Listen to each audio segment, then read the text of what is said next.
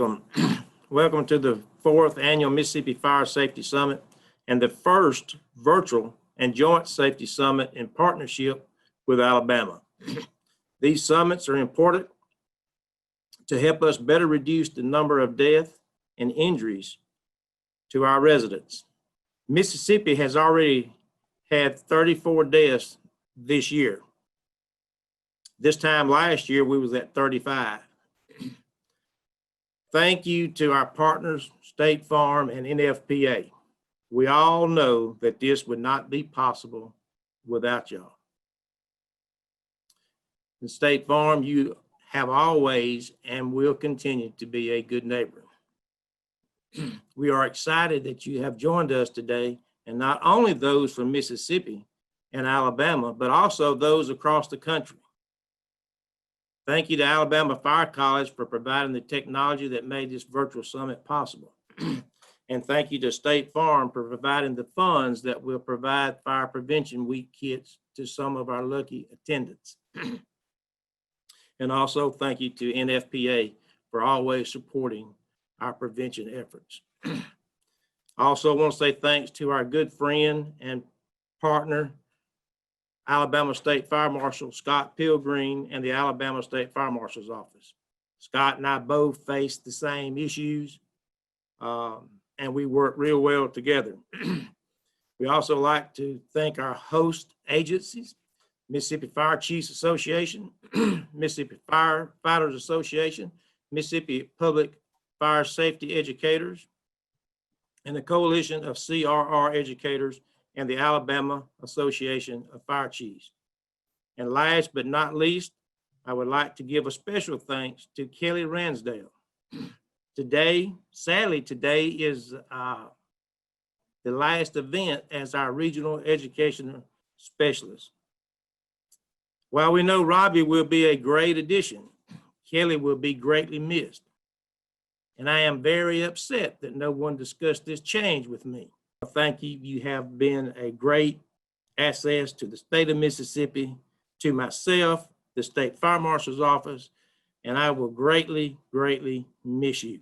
Hope y'all have a great summit. And when this summit's over, let's get out and save some lives. Thank you. Much like Ricky, I want to thank everybody for being here, not only from the two states, Mississippi and Alabama, from all over the country. I'm not going to try to go through the list of all the sponsors outside of State Farm and the fire colleges out there, because I will miss one, and I don't want to, make anybody mad. But I'll start out by saying, as Ricky concluded, thanking Kelly for all of her efforts the last several years with these summits. Without her, I think we will all agree that there's no way that these would be the success they've been. I want to thank Matt, who is sitting to my right, and his staff here at the Fire College for putting the technology together to make this happen. I do want to take a moment, though, and say that because of COVID-19 and what we've experienced, all of us have experienced in 2020 thus far, that these have become the norm. I think what I'm about to say, everybody would be in agreement that although these are nice and technology is what it is, this will never replace us meeting in person. So my hope is that in the future, hopefully this time next year, when we do this again, that we're either here at the Alabama Fire College or in Mississippi, or maybe both locations, and we're face to face rather than doing it virtually. But that said, this is what we have to deal with right now, so we'll try to make the best of it today. An update in Alabama.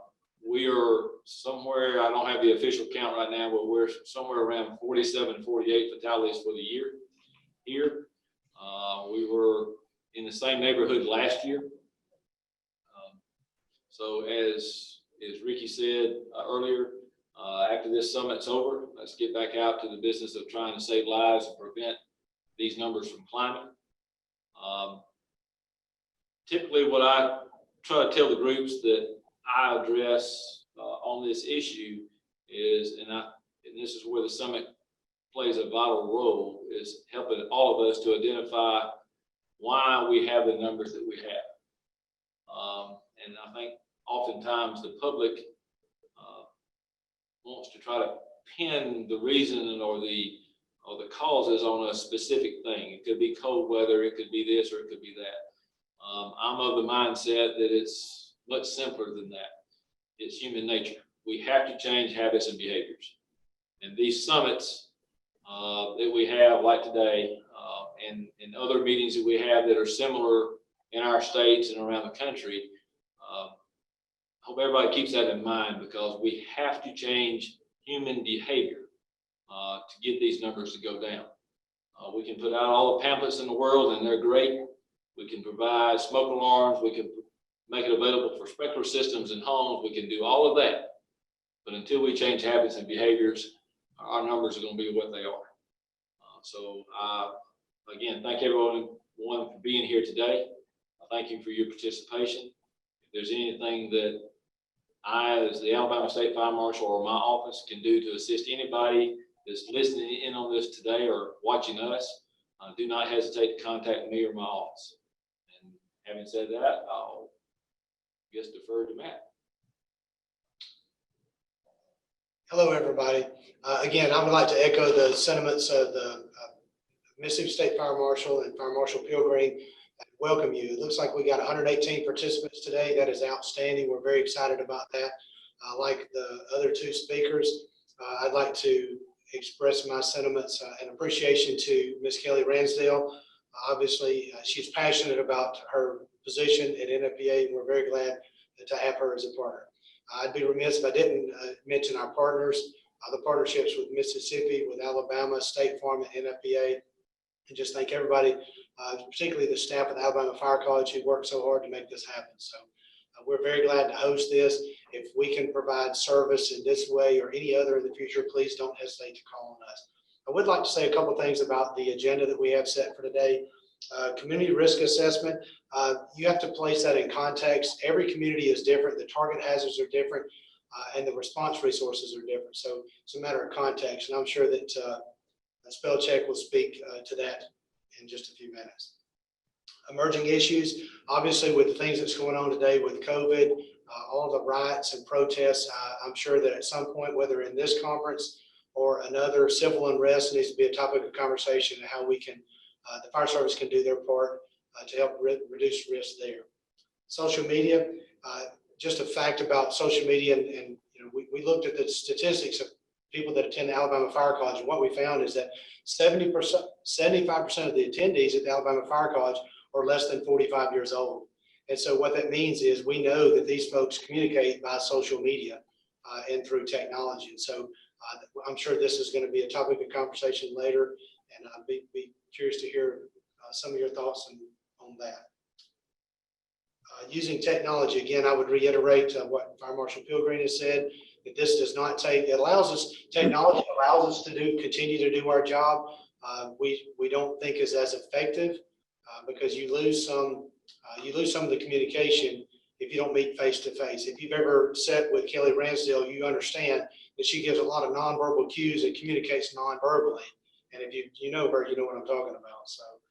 So it doesn't replace face-to-face communication, training, and education. So my hope is that you will meet somebody on this conference or in this summit that will provide some resource for you in the future. That's part of the appeal of going to the National Fire Academy, is that they say every student that goes there says the most interesting thing is the people that you meet while you're there. And so we hope that, because we brought Mississippi, Alabama, and I know that there's actually somebody from Canada on the call today, and so that's fantastic. We appreciate that. So we hope that you find somebody that would provide you some resource in the future. So again, I would reiterate what Fire Marshal Pilgreen said, and that is, if the Alabama Fire College can be of service in any way, please don't hesitate to call.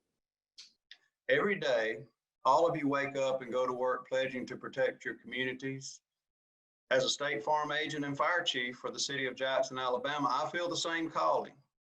Thank you all for your bravery, dedication, and commitment to keeping your communities safe.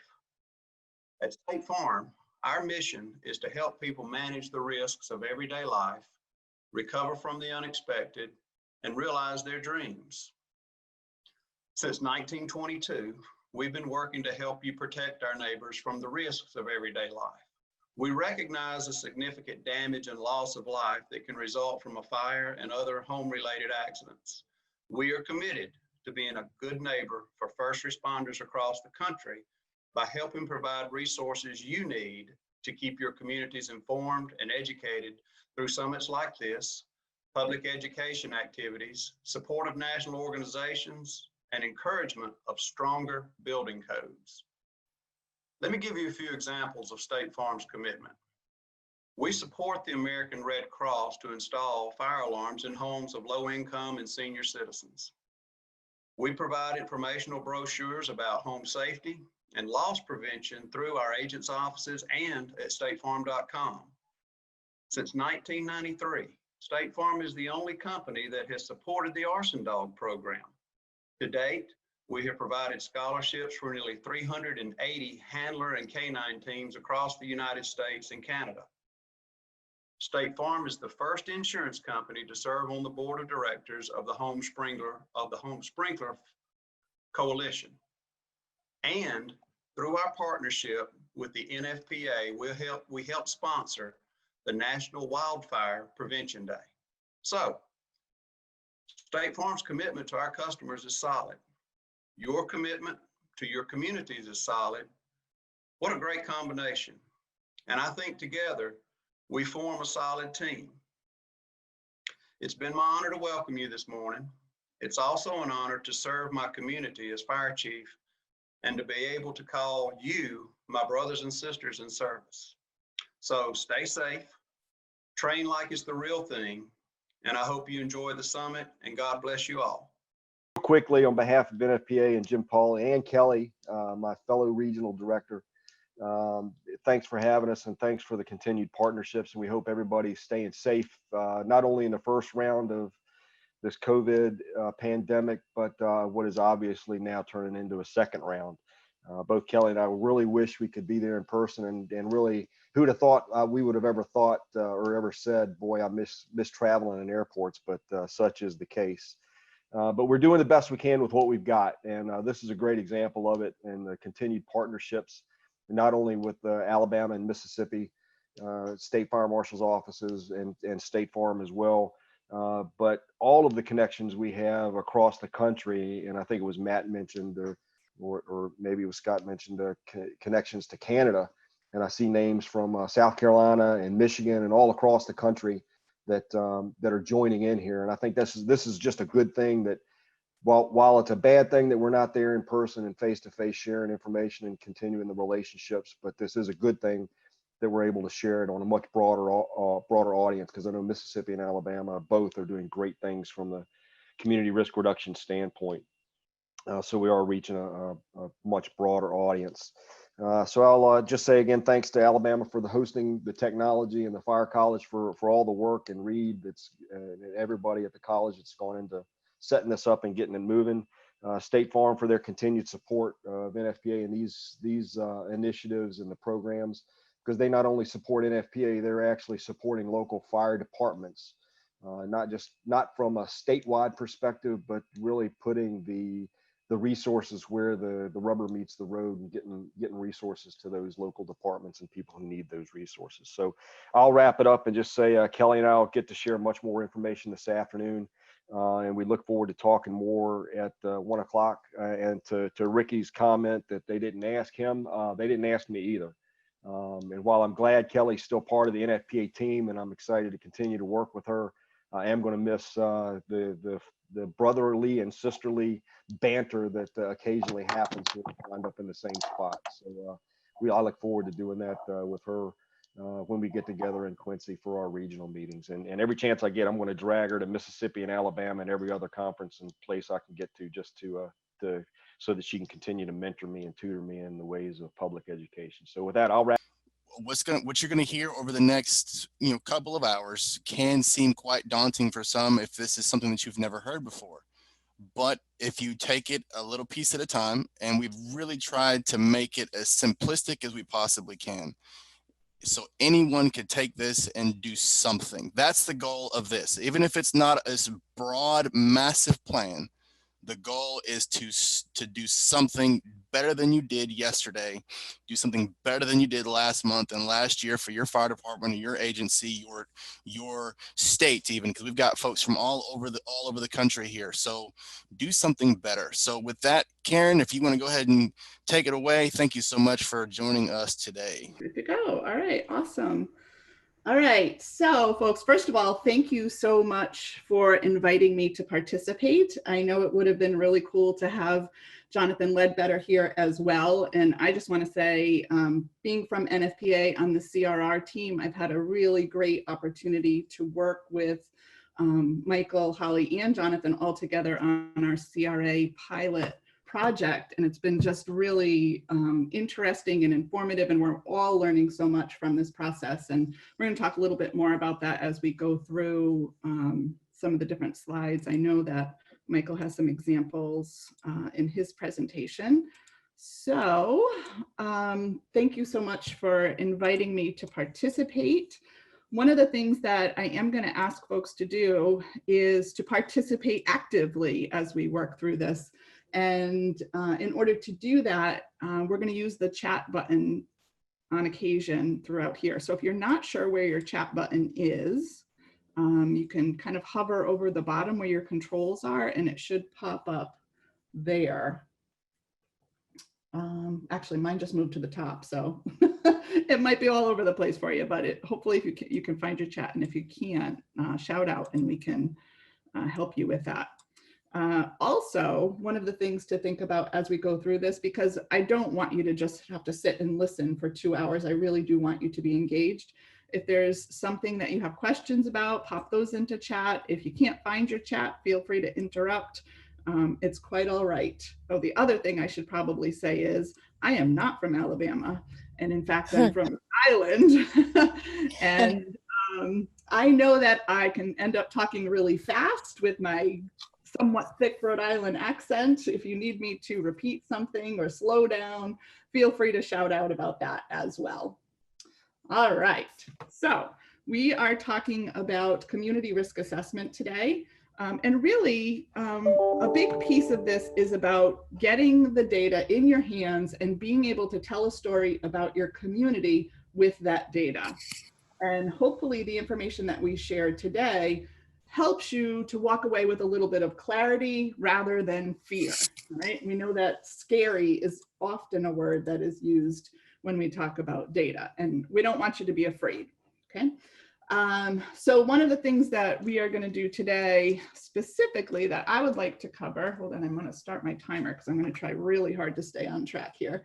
By the end of the first chunk of this session, I'm really hoping that you are able to describe how community risk assessment is a helpful tool for communities working to improve safety. And of course, that is part of your role. So in that, you're going to be able to describe define and describe community risk reduction. Hopefully, I will provide you with a base level understanding of the role of NFPA 1300, which is the standard that guides this work. And then also walk away feeling like data-informed CRAs have some value for the work that you're doing. All right, so here's your first opportunity to participate. I'd like you to just take a moment and think about why people in your community call 911. And then pop your answers into chat. And I just realized I cannot see the chat again. Hold on. Meeting control. There we go. There it is. All right. When you have multiple screens, sometimes things move around a lot.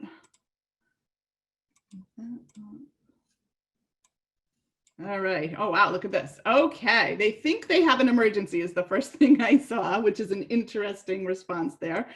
Oh, my goodness. I'm losing it. There we go. All right. Emergencies. They see something that's not normal. Lift assist. We hear that one a lot. They don't know who else to call. And then we get into some of the specific reasons here. Natural gas odor, heart attack, cardiac arrest, falls, Medicals, medicals, medicals. All right, so there's a lot of different reasons why people call 911 in your community. And some of these that you mentioned, I've probably thought about as well.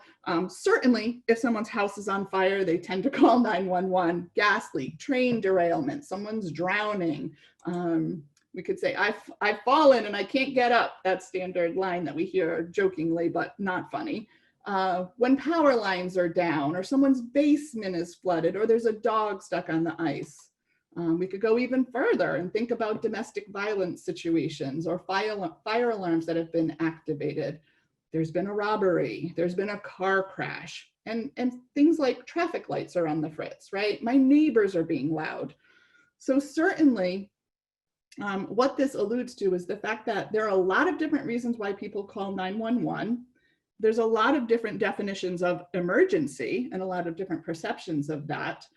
And we also have to think about which of the reasons that people call 911 translate into true risks into the community.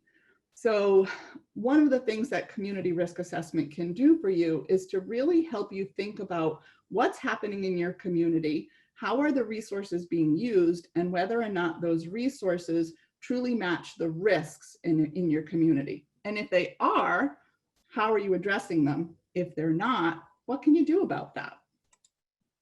Okay, so in a perfect world, when we think about the work of public safety, and particularly of the fire service, you might say, well, wouldn't it be great to have fewer 911 calls, right? I think it was Craig from Pennsylvania who said they think they have an emergency. And we know that there are cases where people are using 911 for reasons that aren't necessarily appropriate.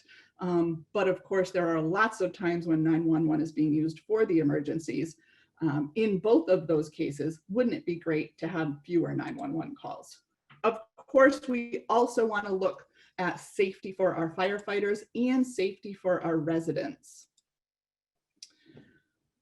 And another thing that we would love to have is better allocation of resources. We know that in the past, and it looks like potentially in the future, resources will be challenging, and we really have to think about how they are being applied. When we take a look at risks in the community and uncover what the true risks are, we have an opportunity to really make sure we have some risk to resource matching taking place. Some people in some communities are very concerned about accreditation. They're very interested in attaining that.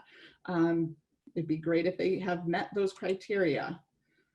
A lot of folks in their communities are taking a look at the economics of their community, particular in light of what's happening with COVID. So wouldn't it be great if we had improved business continuity? And of course, overall reduced impact of hazards, right? So I don't think it would be too hard to get a whole lot of yeses to this answer. Wouldn't it be great to have all this?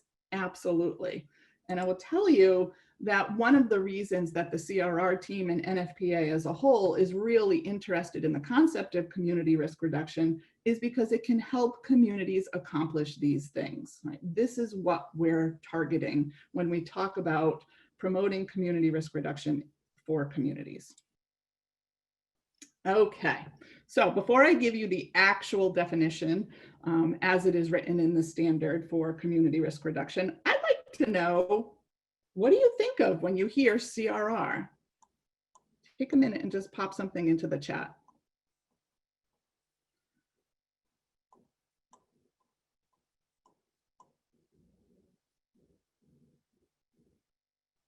Okay, I'm seeing a few responses. Networking, relationships, data, proactive, understanding, prepared, improvement, accountability. Wow, these are really great words. And this tells me that there are a lot of people who have done some good thinking about community risk reduction and understand some of the components of it. So that's a good sign for us. It's a good starting point.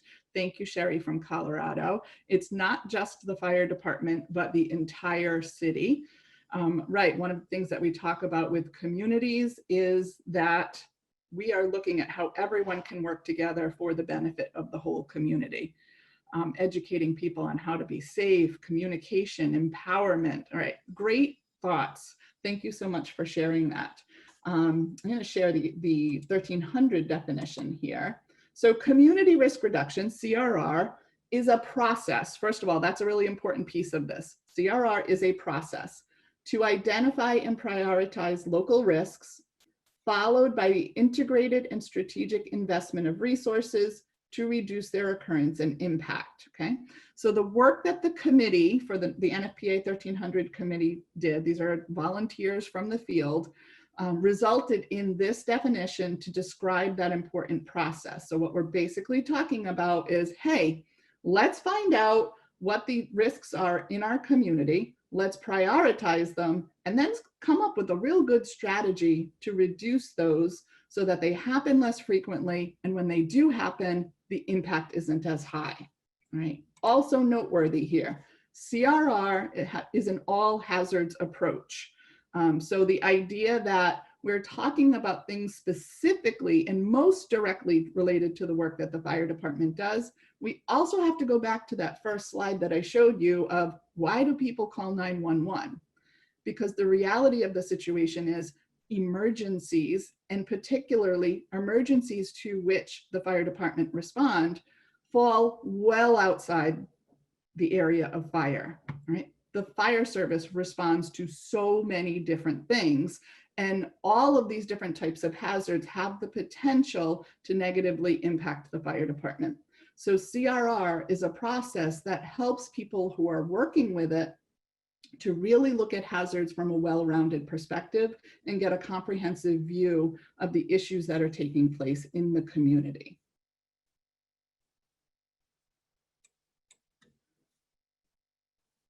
I see Robbie Dawson egging me on here. Creedence Clearwater Revival. Oh, all right. If I had a typo, I apologize. All right. So why use NFPA 1300? All right. So first of all, I think it's important to recognize, again, the work of the committee, the group of people that spent a lot of time, many, many hours working together to put together this process. And their goal was so that we would be able to walk away with some common terminology about community risk reduction. And it helps us standardize this process.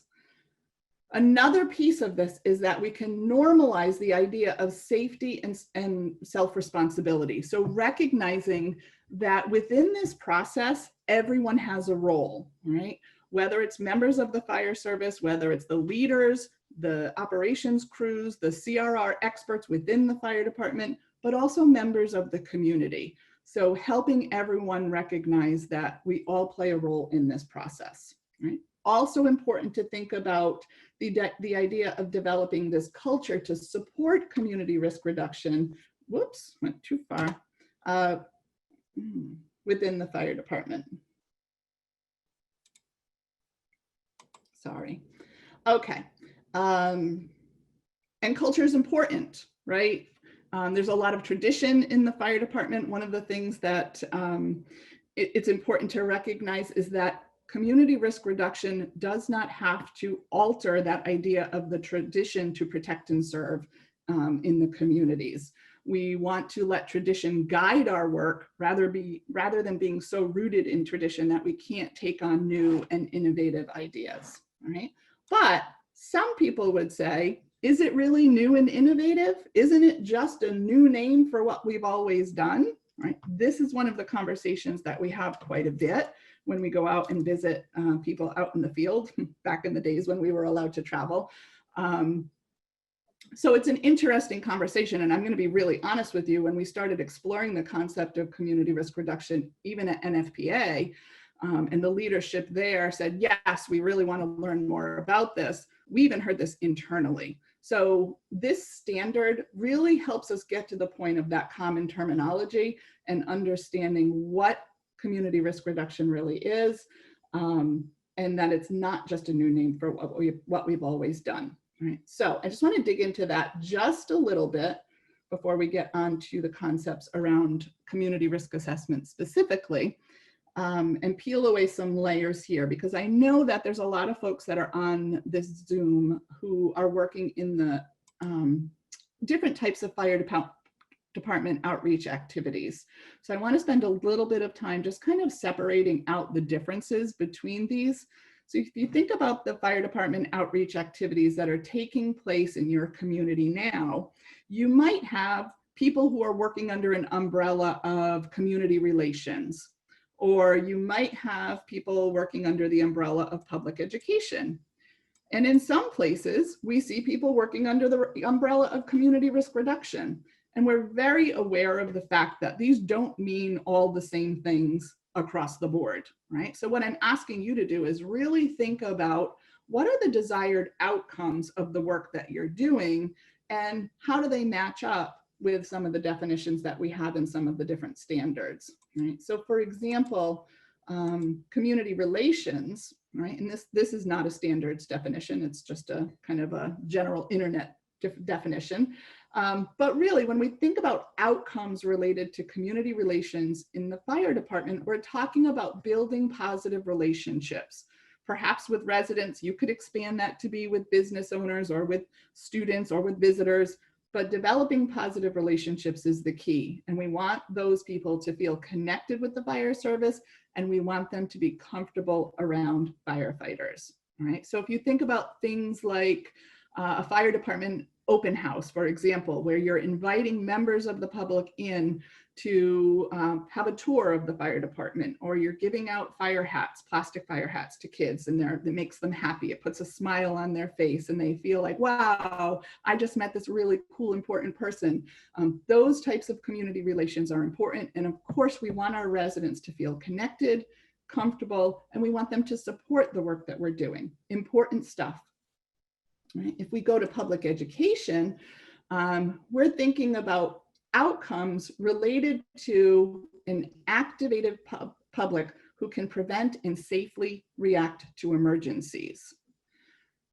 Sometimes, you might even say often, the messages connected to your public education work appeal to broad audiences and address core fire hazards. Not always, but often. So you might think of things like, for example, Fire Prevention Week. There's a true effort at NFPA when they're selecting themes for Fire Prevention Week to choose themes that apply to broad audiences and help people focus on calls to action that apply to many people in many different situations. A lot of public education work is like that. Not all of it, we'll get to that in a sec. Okay, and community risk reduction, right? Important to remember, it is a process, but the outcomes that you might have, your desired outcomes, might be comprehensive community safety guided by data-informed plans designed to address your true risks. So this means looking at all of the possibilities of hazards in the community, taking a look at what the data is telling us about those hazards, and then coming up with plans to identify the ones that have been selected as priorities. The interventions connected to community risk reduction can certainly include some public education where appropriate, but it will go beyond that. And I know Holly's going to talk a little bit about the 5 E's. That's an important thing to weave in when you're thinking about interventions related to community risk reduction. But they will be tailored to the needs of specific populations. All right, so just to expand on that just a little bit more, I know that in the days of COVID, there's some homeschooling taking place. And just to kind of help you out with some of those science classes you might have to do, I thought we'd weave in some extra content here. You might remember in elementary school science, learning about symbiotic relationships. And one of those symbiotic relationships is called mutualism. And an example of this is the crocodile and the Egyptian plover. Put a picture up there for you. All right, so at first glance, you might think, wow, this is a high risk situation for this little bird, the Egyptian plover. But the reality is these two animals have a symbiotic relationship where they both benefit, mutualism. The problem the crocodile has here is that his food gets all stuck in his teeth. So his teeth are kind of gross. And the Egyptian plover is hungry. And the Egyptian plover actually goes in and cleans the crocodile's teeth while getting itself a meal. Kind of crazy, but it happens. Have the picture right here. Okay. You might think of public education and CRR the same way. Okay. It is a mutually beneficial relationship. Both are doing important work. They're not the same thing, but they're both really valuable. Okay. Public education and CRR are different, but each entity can serve as a success driver for the other. All right, so one way to think about this is something called the Pareto principle. Really kind of cool stuff. Take some time after this to dig into it. You might find it really interesting, but it's basically the 80-20 rule. And it applies to so many different things in life.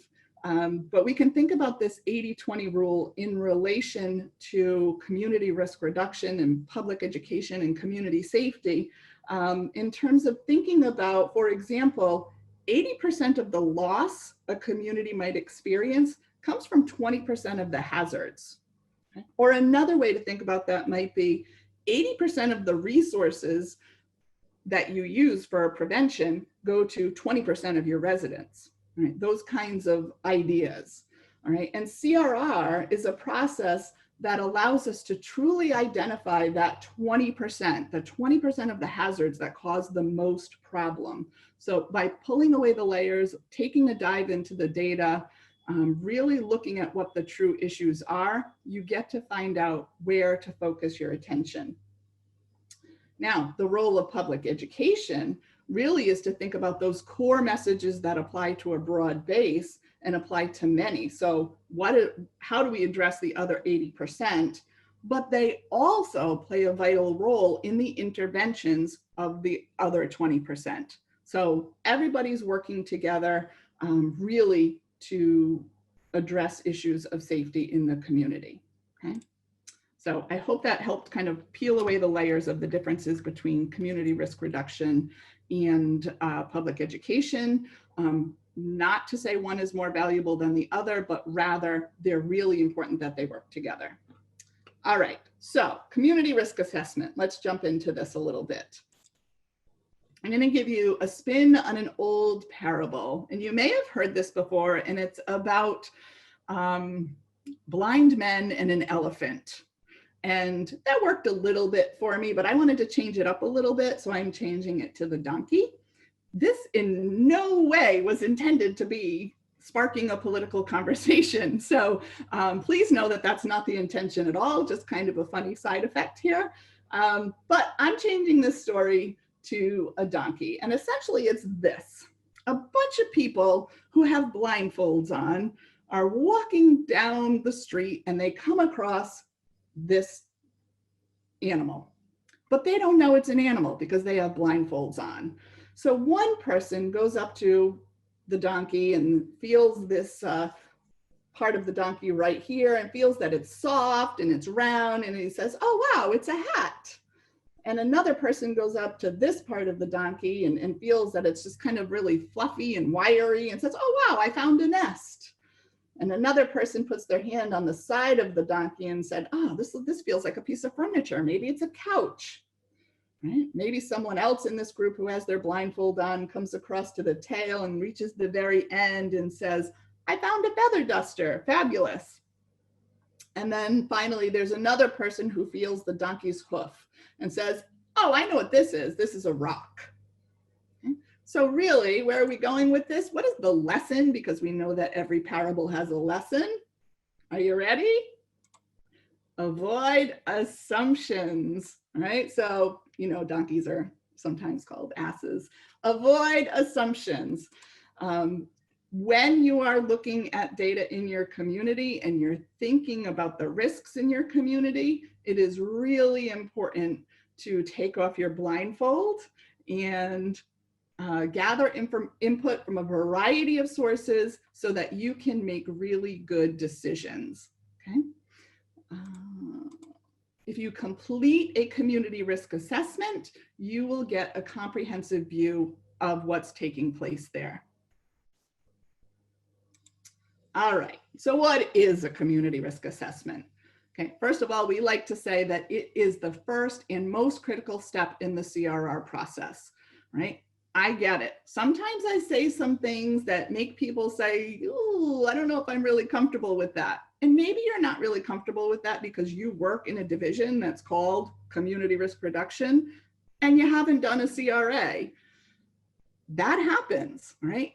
And if I'm making you feel a little bit uncomfortable, hopefully when you get out of this session, it makes you say, all right, as Spellcheck said earlier, what can we get started? This is a good idea because we want to make sure that we're following the process appropriately to get the most bang for the buck of it. Right? It's also a comprehensive evaluation that identifies and analyzes risks that pertain to the overall community. Few keywords there. Comprehensive, that means you need to look at risks outside of fire. Right? We understand that fire is an issue, but we also understand that the work you do connects to so many different hazards in the community, and those hazards result in increased risks. You should be addressing those. Overall community, bring more people to the table. I think, I don't remember if it's Michael or Holly, or maybe even both, will be talking more about partnerships, and this kind of leads into the next one as well. Partnerships are a key piece of community risk reduction. The process requires lots of conversations with people who might help you do the work, the partners, and also stakeholders who are people your work impacts. So they are critical pieces to this process. A CRA is also based on data and facts and should solicit input from your community stakeholders, right? So it's about taking off that blindfold, making sure that you're really providing the opportunity to see what's really going on and hear from a variety of representatives in the community to ensure that everybody's getting the full picture. Okay.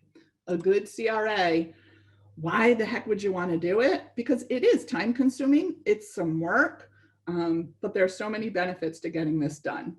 It will help you identify specific risks affecting a community. All right. Now remember, I know it's totally normal to go into this process thinking, I already know what the risks are in my community. I do this work all the time, right? This is that piece of putting your bias aside, taking off the blindfold and being open to the process, because it is not unusual at all for people to say, after they go through this process, to say, wow, I didn't realize that this was happening, right? That's the kind of stuff that you get from a CRA. Additionally, it will help you locate your hidden populations, your hard to reach populations, and your underserved populations, right? These folks are critically important to your community, and you need to make sure that your interventions really address their needs. Along with the people, you also have to think about the high-risk occupancies in your community. Special populations, behaviors that are occurring that might be putting people at risk.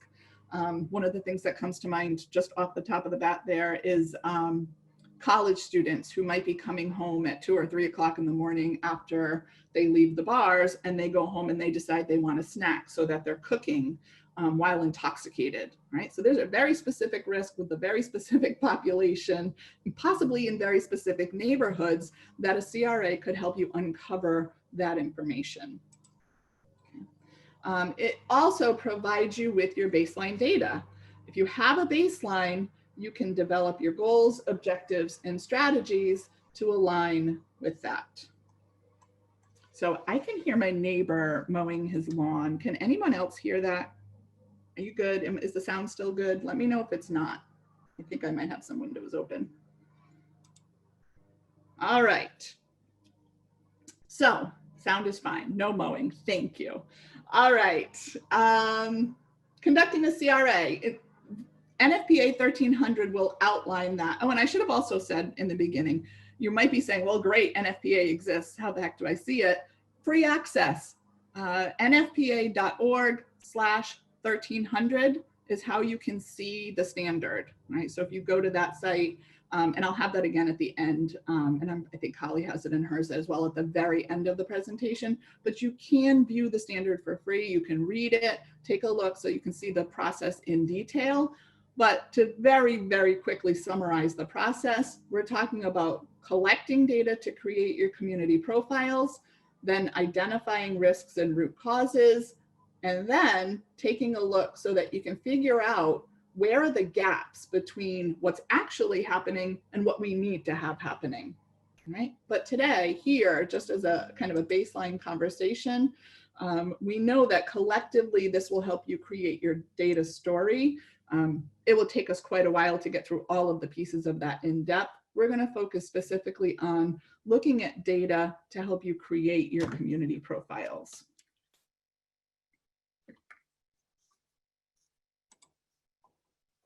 All right, so here they are.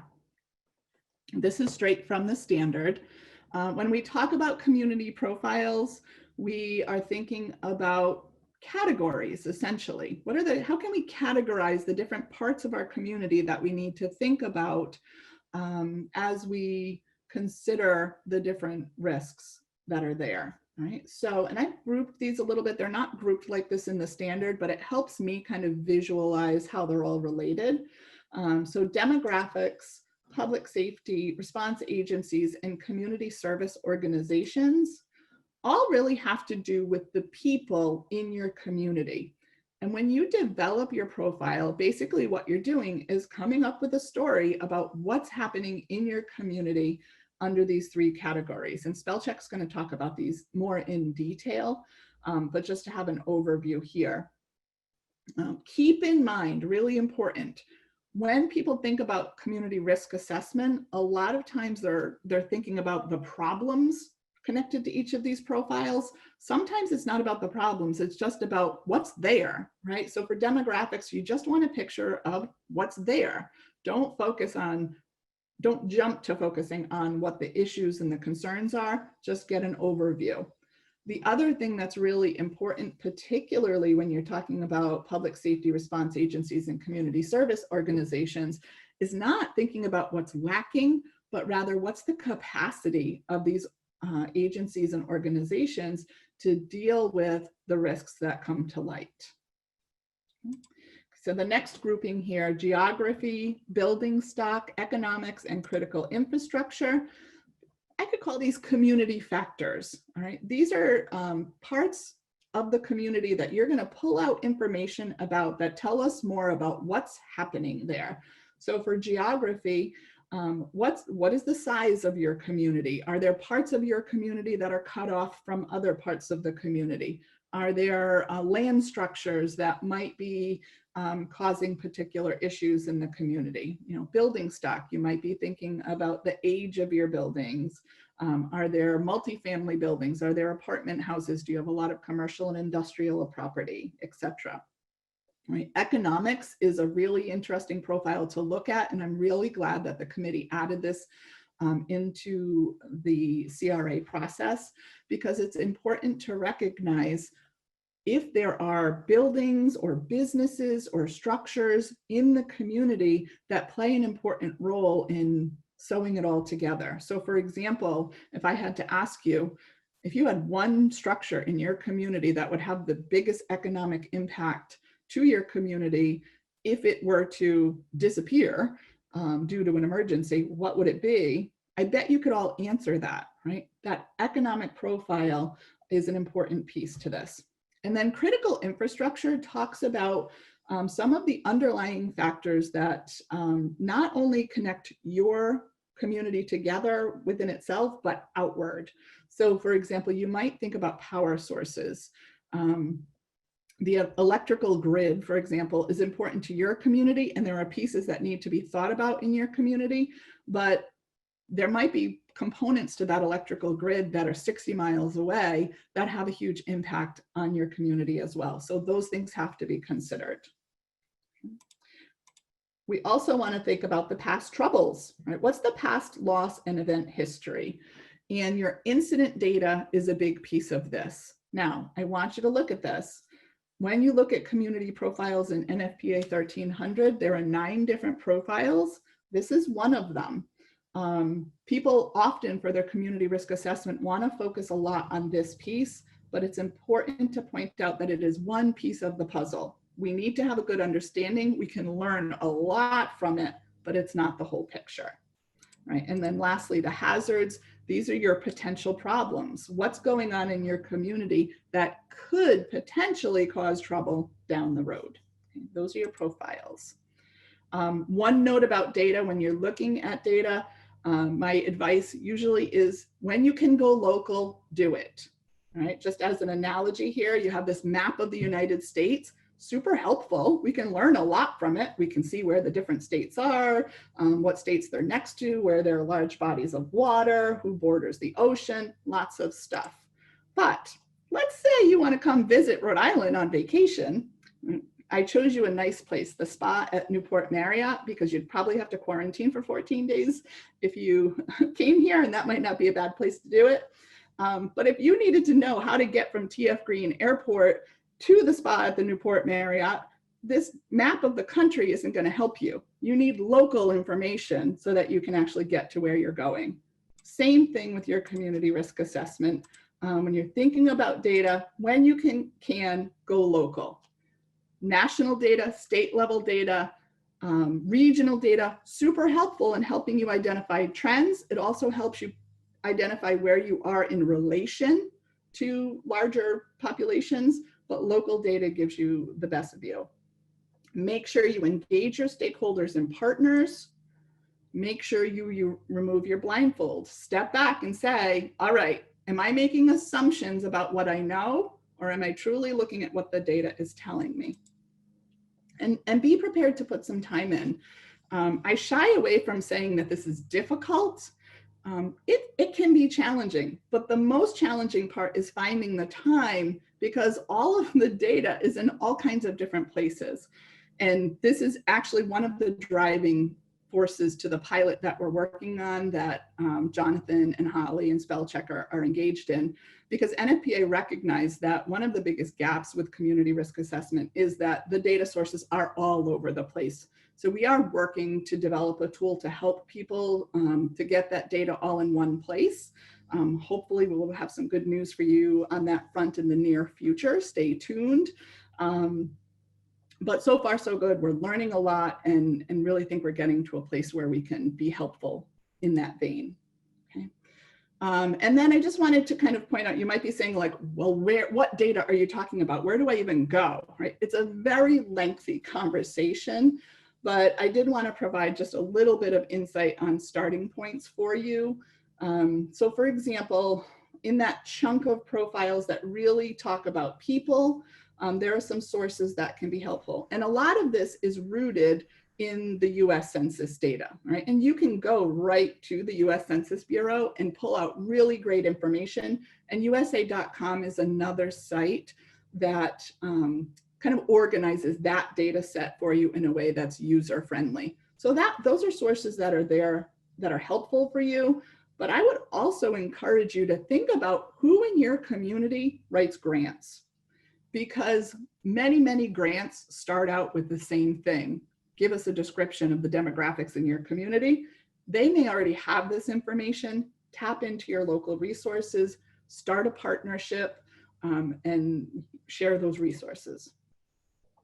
In terms of those other community factors, whether you're talking about geography, building stock, economics, critical infrastructure, some national sources that might be helpful to you are the Bureau of Transportation Statistics.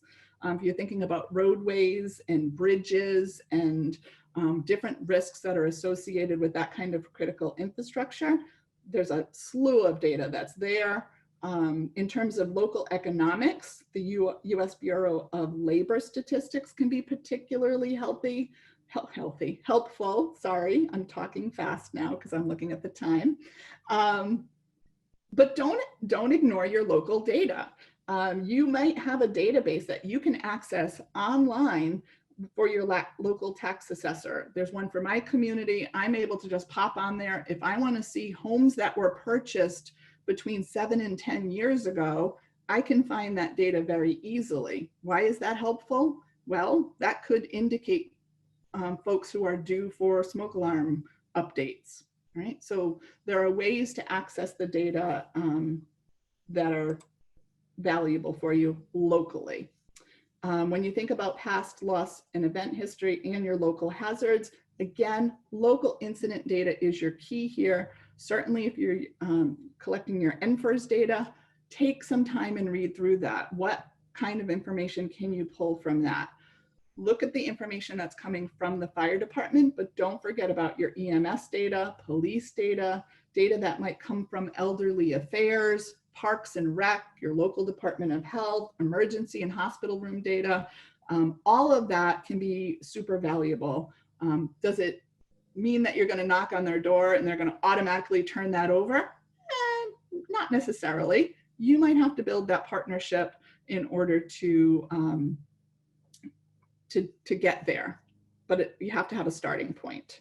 National Highway Traffic Safety Administration is helpful, and Whiskers is part of the CDC database, and you can get a lot of injury-based data from that as well. I see some people starting to list other data. National Weather Service, absolutely great source of hazard data.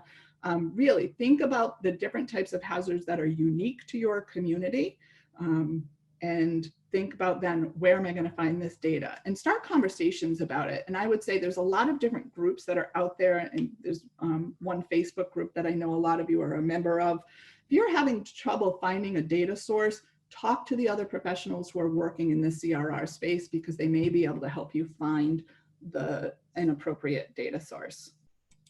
All right, but the goal here is so that you're collecting this information and then putting it together in a way that you can use your data to tell a story about your community. If you dig into it, you may find some just super interesting trends, find out about populations that you didn't know existed in your community, and uncover some facts about problems that you have and why they're happening.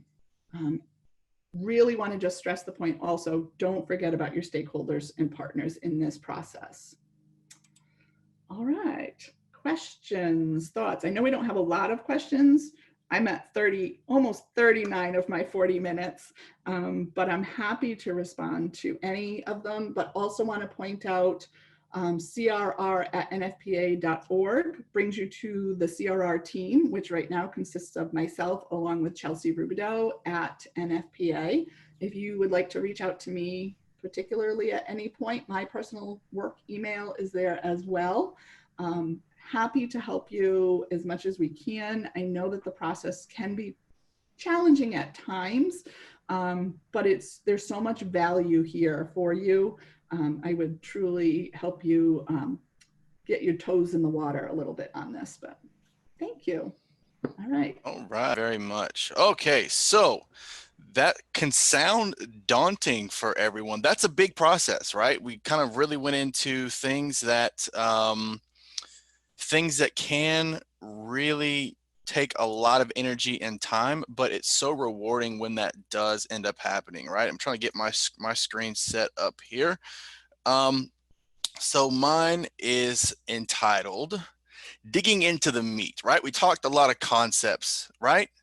And if anybody's looking for contact info, you can just pull your iPhone up. That's a QR code on the screen, and that's how you can get my info. If you've got your cell phone, you can reach me that way.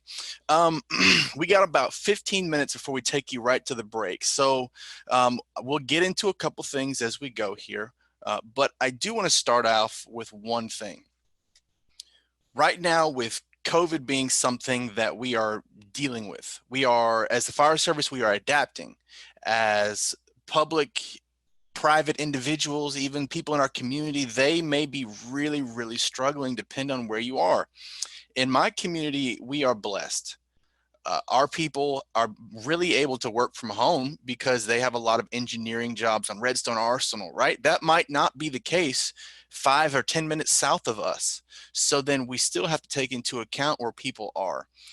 For CRR to really work and be effective, we need to really consider where people are at this point in time, right? So would somebody be really interested in your whole program that you're trying to tell them about when you knock on their front door if they cannot afford medication? Probably not. Would somebody really be interested in what you have to sell them? Because that's what we're doing, right? We're a salesman for safety, right? If we are trying to give them something, even a smoke alarm, they are worried about trying to get a ride to work, not necessarily about your smoke alarm right now. And then we, as a fire service, sometimes, not all the time, sometimes have this attitude, this judgmental attitude. I'm a very honest person, so I'm just going to lay it all out there. We have a judgmental attitude sometimes of how dare they not accept our smoke alarm.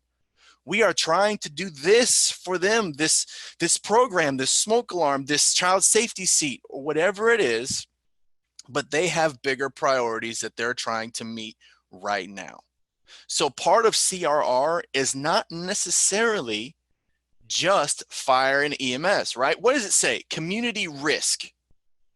Community risk. So wherever it is, your community and their risk. So right now, a risk is they may not have food. A risk is they may not have the money for medication. A risk is come the winter time now, they're going to be using more space heaters and more kerosene heaters because they can't afford their utility bill because they lost the job due to COVID. So what are we doing as a fire service to make sure we're meeting the actual risks of our community, right? Yes, that may not be our quote job, right? We're not an NGO. No, we're not the Red Cross. We're not somebody that can give them food. But you know what? We are a person that has a shirt on that says we're supposed to help them. So maybe you may not have all of the answers or all the resources, but you have got somebody that you can point them to. That might even be the United Way. That might be the Red Cross. That might be a church group that you know of, but you still have a responsibility to do what you can for them. That's why it is community risk reduction. So we're trying to reduce those risks for everyone. And when we're able to reduce those risks, those things actually end up helping the entire family. The kids feel safer because now they've got food. They're more willing to learn in school now because they're not worried about how they're going to eat, right? So when we're able to then help them where they are, community risk reduction has a door to now enter into that person's thought process. Now they're okay with trying to get things done in their home because now they're not thinking about food or thinking about whatever that is, right? So if we start that off with that type of thought process, now when we go into these other big things, right, we're going to break down some of these profiles a little bit more that Karen talked about, okay? So let's see here. Let's get moving. Now, data. We talked about data. Now, what am I looking for? What do I need with data? All right. Well, first off, we're looking for 5 years, 3 to 5 years of your fire department or agency data. Okay. You're supposed to look at that and then break down every single year. What am I seeing? Am I seeing trends? Am I starting to see that we have a greater fall increase around a specific time of the year? Are we having a bunch of firework incidents around the 4th of July and around the new year, which we probably are, right? But do I see it in my data? Because that's where it comes back to some of the perceived data. And perceived data is more like, this is what I think it is. My experience in my fire department for running calls for all these years tells me that this is a problem. The danger in that, but don't discount that. The danger in only going with that, though, is that sometimes that is not backed up with data. So then look at your run data, break it down, look for your trends, look for the things that you see there, and then compare and contrast from year to year to year. Spend the time, get it in a spreadsheet, get it in GIS, do the things that you can do, and enlist some help with other people to then figure out what really is the problem. Okay. Chances are you really don't know exactly what you think you know just yet. Okay. So with that data that you learned comes more knowledge. Now you know something, right? Now you know what you know. You know what your problems are. Now when you know it, we all have a responsibility to do better, okay? We have a responsibility to step up and do a plan. And that's where Holly's going to come in to talk about this at the very, very end, to wrap it up for us, and then we'll take it on home, okay? Now, our data outlook. You're looking at your past data, right? Your 3 to 5 years of data. which then takes us to now. What's our current data? I know we saw a 25 to 32% decrease in run data at Madison Fire and Rescue. We're right next to Huntsville in North Alabama. We saw a 25 to 32% reduction in our call volume right when COVID kind of started to take hold nationally. People were afraid to go to the hospital. People were home now. Things were not happening as much. People were not driving as much. So we saw a massive reduction in our calls. They've kind of picked back up now, right? But that's the thing. You're looking at your data. So we have our 3 to 5 years of data compared to where we are now. But then that also helps me kind of predict trends. Okay. Have I seen a 5-year increase in fall data or, in the month of August for the last 5 years? Have I seen that? Then now I can predict, you know what? August is coming up in a few days. We're going to run a bunch of falls based on our data. That's what it tells us. This is not what I feel. This is hard numbers. Okay. So be sure you're taking a really, really hard look at your data. Okay. Now, just going over the profiles one more time, we know those are demographic profiles, our geographic profiles, building stock, economic profile, community service profile, like our NGOs, we'll talk about that, our hazard profile, public safety, our past lost and event history. Now, here's the thing, right? When we think about our data, we usually just kind of stop at the past lost and event history, right? That's kind of usually where we stop. But is that really enough to do a full comprehensive community risk assessment? No, it's not. So we really have got to then dig in a little bit further and figure out what some of these other things are. And it takes time. I'll tell you, myself and Holly from Tuscaloosa and Jonathan from Oneonta Fire here in Alabama, we were all blessed and fortunate to be a part of the NFPA Community Risk Assessment Pilot Group. Hashtag it's a pilot, right? So we're all in there, and I have been working on my CRA for months. It's got slowed down a little bit because of COVID, right? But I've been working hard on my CRA, and it takes time, because once you go down one small piece, you're like, wow, there's another piece there that I've got to explore too. So you end up doing all these other things, but you end up with this really, really good comprehensive document that really lets you know where your community is, okay? Now, chances are you know this stuff already, right? Where are your people that are economically disadvantaged, socioeconomically disadvantaged? Where are your elderly? Chances are you know it, but sometimes do you? That's where that perceived data comes in sometimes, is that we think we know what we know, but we really don't know what we don't know just yet. And that's part of it. We have got to really, really get this solid data picture built. That's what a comprehensive CRA does. It gives you a solid data picture of where you really are.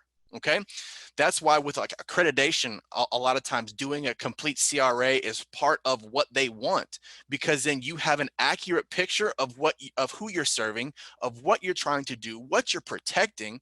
So now they know you're completely and totally invested, and you're actually doing the things that are actually making your community safer, not just paying lip service to that.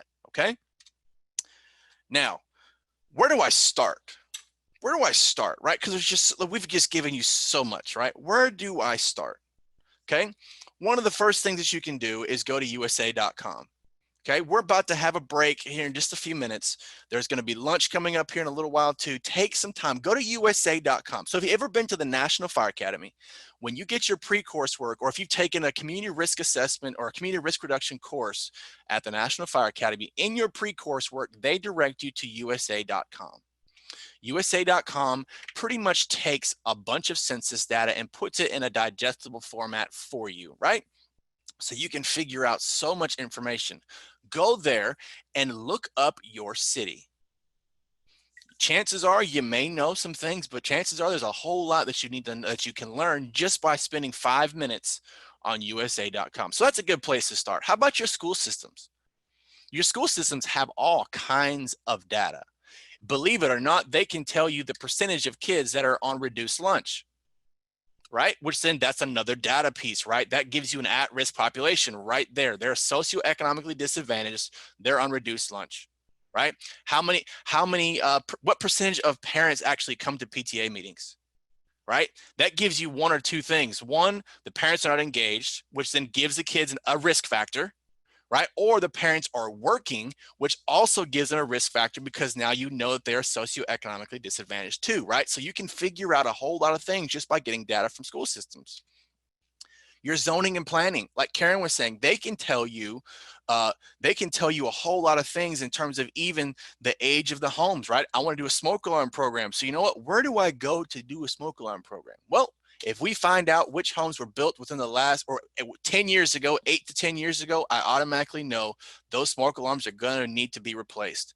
Now I don't have to sit here and do all this other legwork to figure it out, right?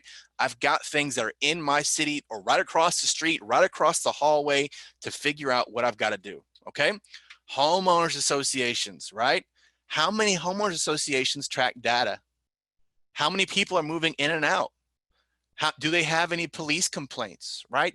How many pools are there in their community?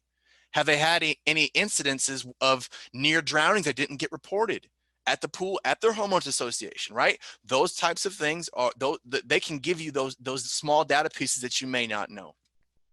How about your Department of Health? What would they be able to give you, right?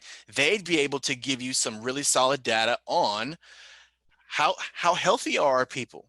Do we have people on, food stamps? How many times have we, because they always have the DHR data too, right? They've got a lot of DHR data as well because they work closely together. So how many welfare checks do we have to do on kids in your city? Those are probably things that you don't get either, right?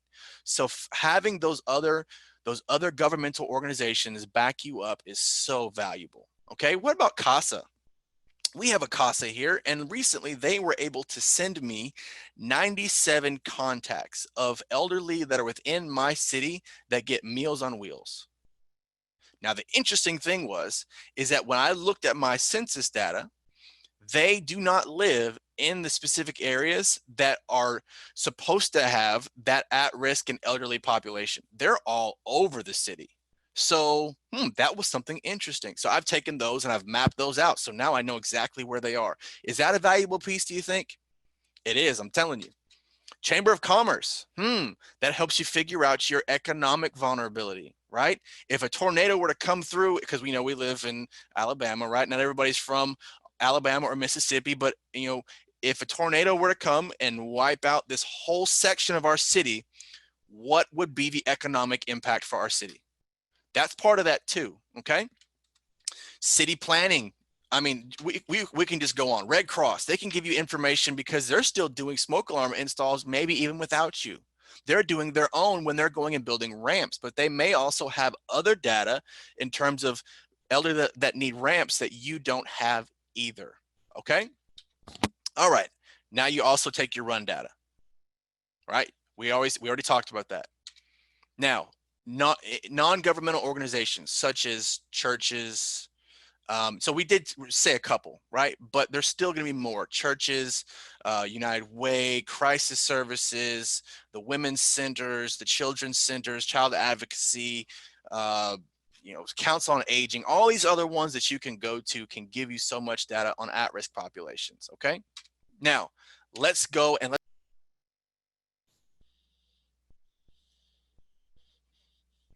all right. So with anybody that's here, if you have any questions, just pop them in the chat. I know everybody's muted, and that's just an effort to make sure that just the housekeeping portions of managing a virtual safety summit are made a little easier. So if you have a question, please just put it in the chat. That way, I'm watching that, we're monitoring that. That way we can see it and we can make sure we address that. If you do have to hop off for some reason, please come back this afternoon. You're not going to want to miss it. We've got some really, really good stuff coming in this afternoon from Kelly and Robbie, mostly from Kelly. And then we've got some really good stuff on social media and technology, along with some Fire Prevention Week stuff this afternoon. So please make sure you jump back in if you need to. All right, so let's get going here. Again, so we talked about all these different agencies that we can partner with, right? We also have some internal stakeholders that we need to talk about. All right. Now, an internal stakeholder is just that, an internal stakeholder. Can you guys still see my screen? Just want to make sure that nothing got interrupted here. Everybody still good? Give me a thumbs up or a yes in the chat just to make sure that we're still good. All right. So we have got a awesome stakeholder here, right? We got Michael Jordan holding the stake. So technically he's a stakeholder, but we've got stakeholders that we've got to get involved in every facet of this thing. So if we have the Red Cross, we can get a stakeholder from the Red Cross, somebody involved from the Red Cross. If we've got our city planning, get the city engineer involved, get the mayor's office involved, right? Everybody should be involved in this process. Now, why does everybody need to be involved? Well, if you've been to the National Fire Academy lately, I know none of us have been here recently, and that's a big shame. I'm really missing it up there. But there's a new, Mike Weller's trying to change things a little bit, and to say this, to say whole community integrated risk management. Now, did that say fire department? Did that say police department? Did that say the Alabama Fire College? Did that say the Mississippi Fire Marshal's office? No, that said whole community integrated, as in they are deeply and intimately involved in this process. Whole community integrated risk management. So that means that we are actually working with everyone to make sure everyone has their own piece of the pie, and they are also having some local accountability. So Robert's got a question. How does CRR at a state level operate differently than local CRR? Well, that's a really good question. So it's really just your purview. So if you think about, say you were to work on a community risk assessment for your entire state, right? You're looking at the entire piece, not just what your local community is. So then you're looking at just a massive, broader picture, but you also are in more of a support role where you are identifying those risks and those risk areas, and then working individually with those jurisdictions to make sure that they get the resources that they need, or even that they know the problem even exists. They might not even know, because maybe it's a volunteer area. Maybe it's a disengaged paid fire department. Maybe they are, their whole area is just, running, lawless. That's a bad way to put it, but they just don't have support in that area. That's where you work specifically to just really work with them. And I know a really solid example of that is Josh Fulbright from South Carolina. They are really, really, really tuned in to what's going on in their specific counties. They visit every county in their state every year to make sure that they have all the resources that they need. They're always out there. So that's kind of the difference. And I hope I answered your question there. Just the resources are different. You've got a little bit more sway, a little bit more power to be able to help on a local level there. Okay. So, excuse me, make sure that you are engaging your stakeholders. Now let's look at our people. So this is our demographic profile. Okay. So what are the ages of my folks? Okay, what are the ages? So, could be school-age kids. How many school-age kids do you have? How many people 65 and older do you have? How many millennials? Look at your generations too, because if you think about and you really put some thought into the generational differences, when you cross-reference that with your CRR plan on the other side of this, then that really starts to then tell you how you can reach these people, right? If you're trying to reach school-age kids, should you use Facebook? Not a chance. They're not on there because their mom and their grandmother's on there, right? They're not there. So then using Facebook, you're going to reach your Gen X, some of your millennials, you're going to reach some of your boomers, because they're on there trying to actually get with their kids, right? And connect with their kids from a distance. So then that's how you're going to look at that, right? Really look at your populations. How many people are on public assistance? right? There's always a partner that you can reach out there, right? Your Department of Public Health, reach out to them. They can give you tons and tons of data on that if you foster that relationship. And earlier when Karen was talking, right? She was talking about, and you guys were putting in the chat, you were talking about some of the things that CRR is, or what you think CRR is. And one that several people put was relationships. So when you're going through your exact profiles, look at fostering relationships with these people, because if you have no relationship with these people whatsoever, why would they want to help you? Because that's the way they're going to look at it. Because that one firefighter one time was mean to me on a wreck, or that one state, I don't like the state people because I don't know. I'm an independent, or whatever it is, right? Foster the relationships and why you are there. It's not about politics. It's not about that. You're here to really help and impact your community. All right. How many people are disabled in your community? Now, these are your at-risk populations, right? And usually we're starting to get into some of our underserved people now, right? What are the education levels of your actual, what are the education levels? Do people have GEDs and that's about the highest it goes? Or do you have people that have master's degrees and doctorate degrees?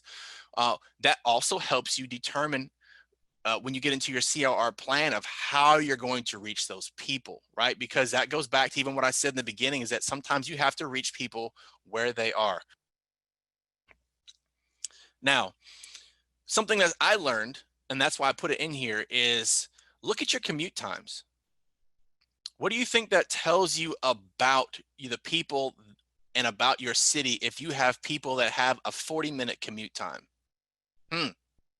That tells you that you may not have the jobs that you need, or people can't afford to live in the other cities, so they come to your city. Or if you have no commute times, that means people are working inside of your city, right? How many people that are in your city actually work inside your city? That's a massive number, because that actually tells you how vibrant your city is, right? Or depending, I know for our city, Madison up here right next to Huntsville, we have a lot of folks that live outside of the city. So they work in Huntsville, they work in different areas outside of the county, and they come and they live in our city. We have a bedroom community. So that's one thing that I learned as I was going through this entire community risk assessment process through the NFPA pilot program. How many of your folks are immigrants?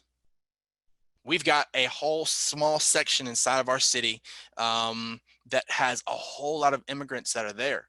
So we've got to reach them. What languages do they speak? Because if you are trying to then reach them, you have to reach them where they are. Yes, we are in America. And sometimes we have a tendency to say, well, you're from America, you live in America now, so then you should speak English. You are in America now, so then you should do X, Y, and Z, because that's what we do. Okay? Whatever you feel about that, that's part of what we do. But is that right for what we're trying to do to impact our community? Not at all. Okay? What languages do they speak? Translate your flyers, translate your pamphlets, and get involved with the folks that do speak that language, and get them involved. They always have groups, like a group that speaks. They get together and they share experiences, talk about where they're from, because they need help too. And sometimes they can't always get it because they might not speak our language. So get with those groups and figure out what they need, right? It's terrible to show up to a scene and not be able to speak the language and find out somebody's trapped and they're trying to tell you, right?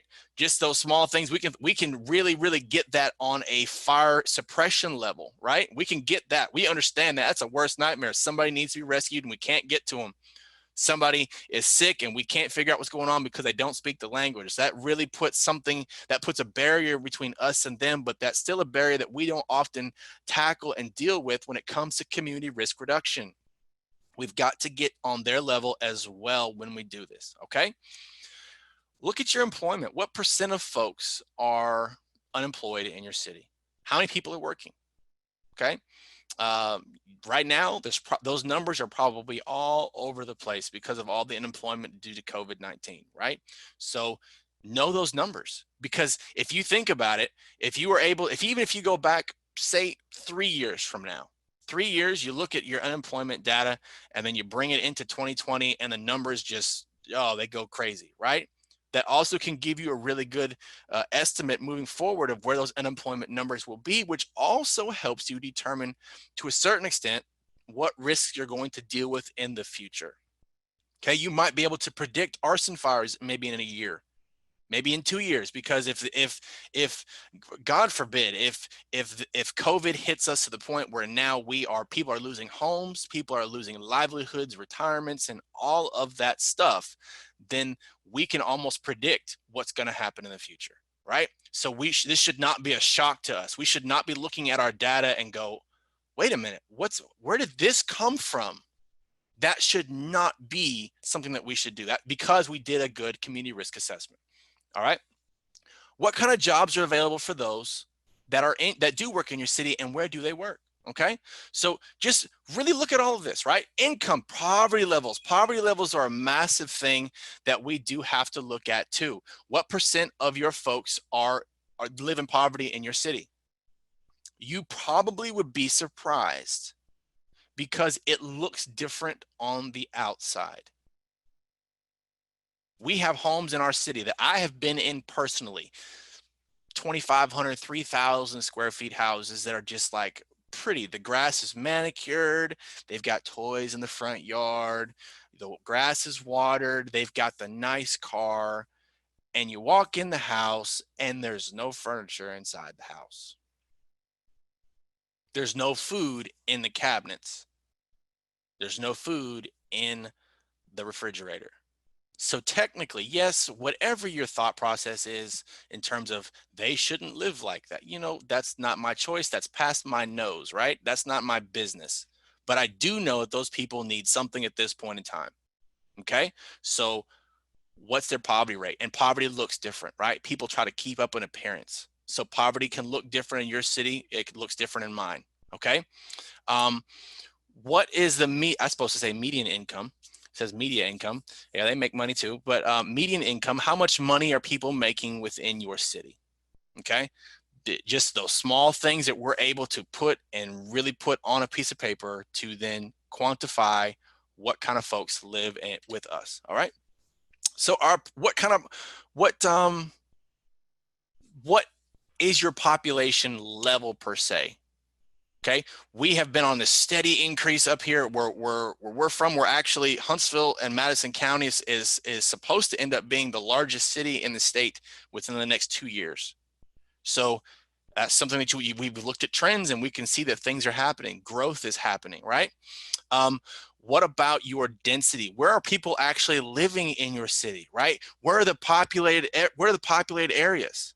Where are those areas? But then also look for your underserved or your unknown groups, because that's one thing that we don't always see. That's everything else that we've talked about at this point is called low-hanging fruit, right? It's the easy stuff. It's the stuff that you can look at your data and go, yeah, we've got a 14% Hispanic population and they live over there. Okay, or we've got this population, our disabled population, and they live over there because this stakeholder told me where they lived, right? That's the easy stuff. But really, really digging down and finding out. And I know for us, our underserved population is our deaf and blind community, because they don't come and ask for help and we don't even know where to go to get them. Okay, we've tried and we just cannot find them. They have no interest in working with us, but they're still underserved. So do they still need help? Just because I can't find them, does that mean I don't need to put some bed shakers in my budget?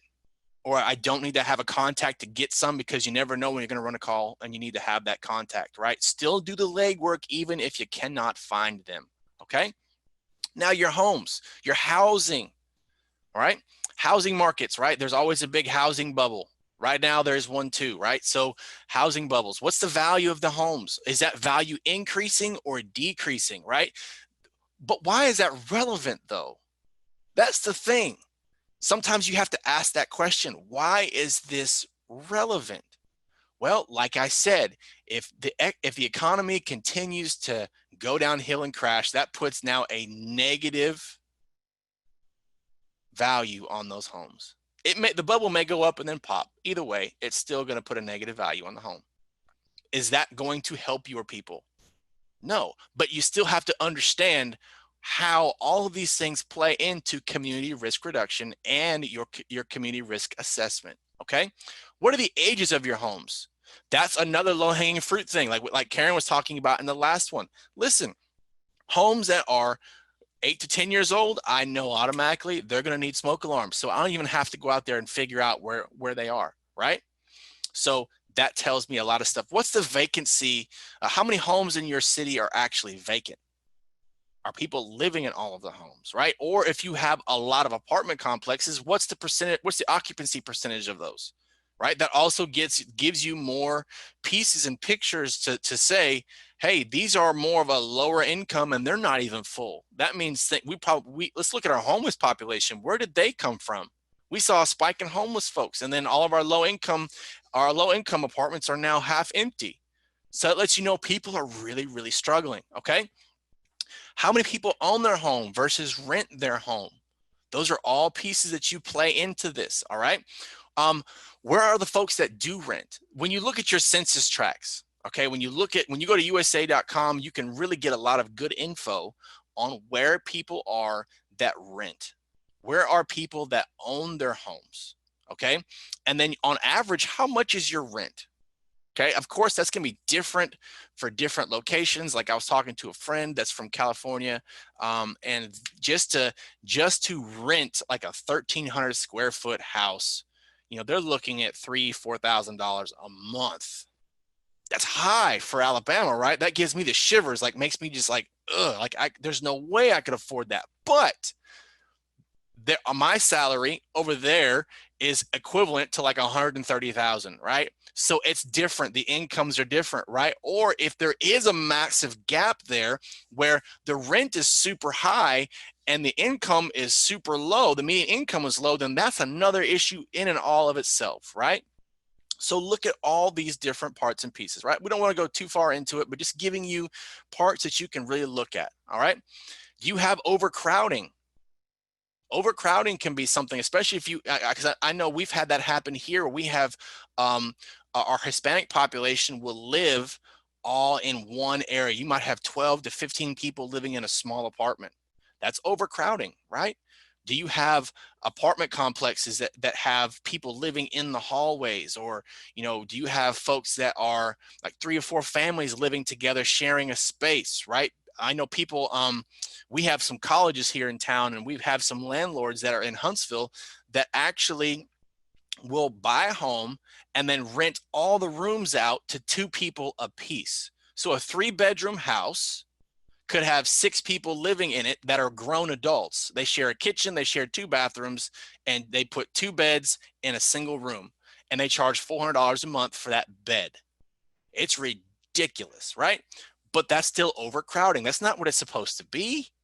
You got people at risk there. You got no smoke alarms in there, right? This is an opportunity for us to do some serious education if you see those folks, okay? What type of heating do people use in your home, right? Our city's got a bunch of central heating units, right? We rarely have a space heater fire of any type, okay? But in a different part of the state, that is not the picture. I can promise you that. Okay. My wife's family is from Choctaw County. If you don't know where Choctaw County is, you go from the north end of the state towards the south end. When you get to Birmingham, hang a right, and you go right towards Tuscaloosa, and you go past it. And then before you get to Mississippi, you hang a left, and you go down that way, down the line. She's from down there. We went to visit not that long ago, and they still have, we went to several different family members' house, and even now they still have those space heaters and those kerosene heaters just sitting in there, just waiting for it to get cold. That's what they use. They don't have central air. That's just not part of that, right? So it's a different picture. We have got to look at all of these things, right? What type of cooking fuels do people use? Are they using a bathtub? Right? Are they using a hot plate Are they using walks? Are they using gas? Are they using electric, right? What are they using? That also helps you predict what type of fires you can see. And as you look into that data, you might go, huh, let me go back and look at my cooking fire numbers again really quick and pull that up. And wouldn't you know, I've got cooking fires that are happening because of this, right? So now you see those trends, and Holly will get into that on the third section, I'm sorry, where we talk about, now that I have all this data, all these pictures, what do I do with it? Okay, that's what she's going to talk about. So our target hazards, we've got to look at those too, folks. So target hazards are things that we really have got to protect, right? Those are the things in our community that say if somebody were to try to commit a terrorist attack and they were to hit one of these things, what would it do for us? If we were to lose one of these in a tornado, what would happen to my city, right? What would happen, right? So we got our hospitals, assisted living, because you got an at-risk population. They're living in assisted living facilities that may not be ambulatory. They're sitting ducks, right? So we got to protect those people. Community shelters, schools, airports, government offices, emergency ops. Roadways are important, right? Because now you've got no egress. Railroads, that might be a source of income for your city. Utilities, public assemblies, stadiums, big concert halls and venues. Terrorist soft targets for terrorism.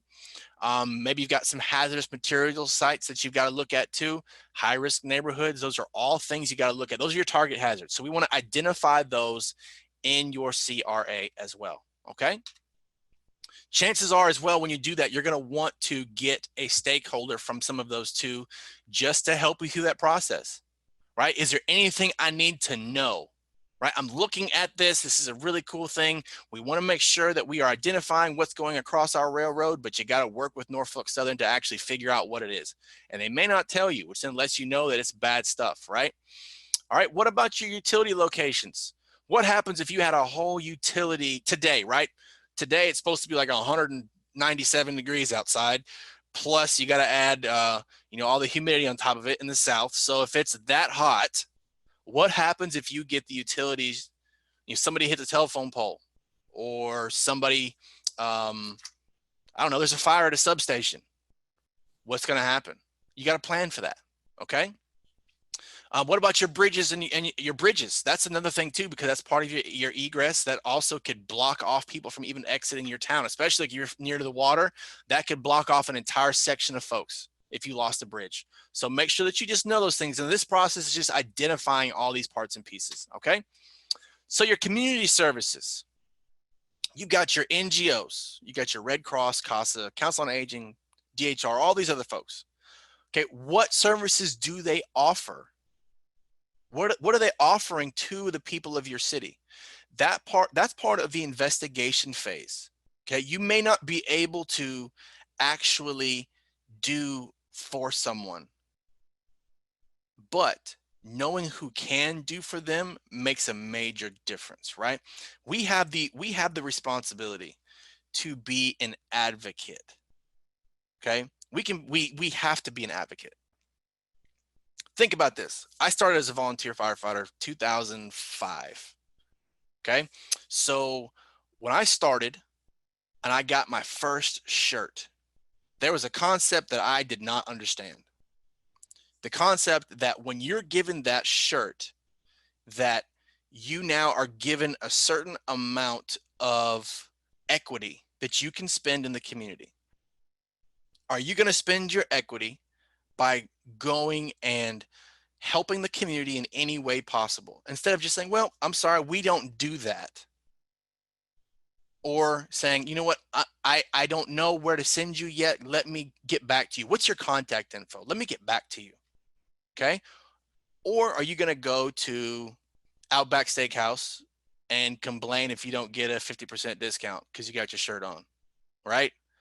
You have a way that you can spend equity. And when people are looking at you, that's the thing. Don't be a hypocrite. Because if you're going to wear the badge, if you're going to wear the shirt and respond to the call, you have to respond to every call, not just the ones that you want to pick and choose. Respond to the need, not necessarily to the incident. The need may be food, right? Sometimes you see some really cool feel-good stories, man. People, yeah, these firefighters bought my food when they saw that my card got declined, right? That's a good feel-good story. Yes, and as we have to blend CRR, public education, and public information, right? So then if you are using your public information platforms, you should be blasting that out. Absolutely. Our firefighters are good people, right? You should. Absolutely. Maybe they don't want that, but that's still part of letting the community know that you're engaged, right? So you put that out there, right? But that doesn't always happen. Sometimes we see it and we just choose to turn a blind eye because it doesn't have smoke and flame showing, or you don't have somebody trapped inside of a car. Okay, make sure that we are actually meeting the needs of people. Figure out what is available in your community and then get people the resources that they need. Okay.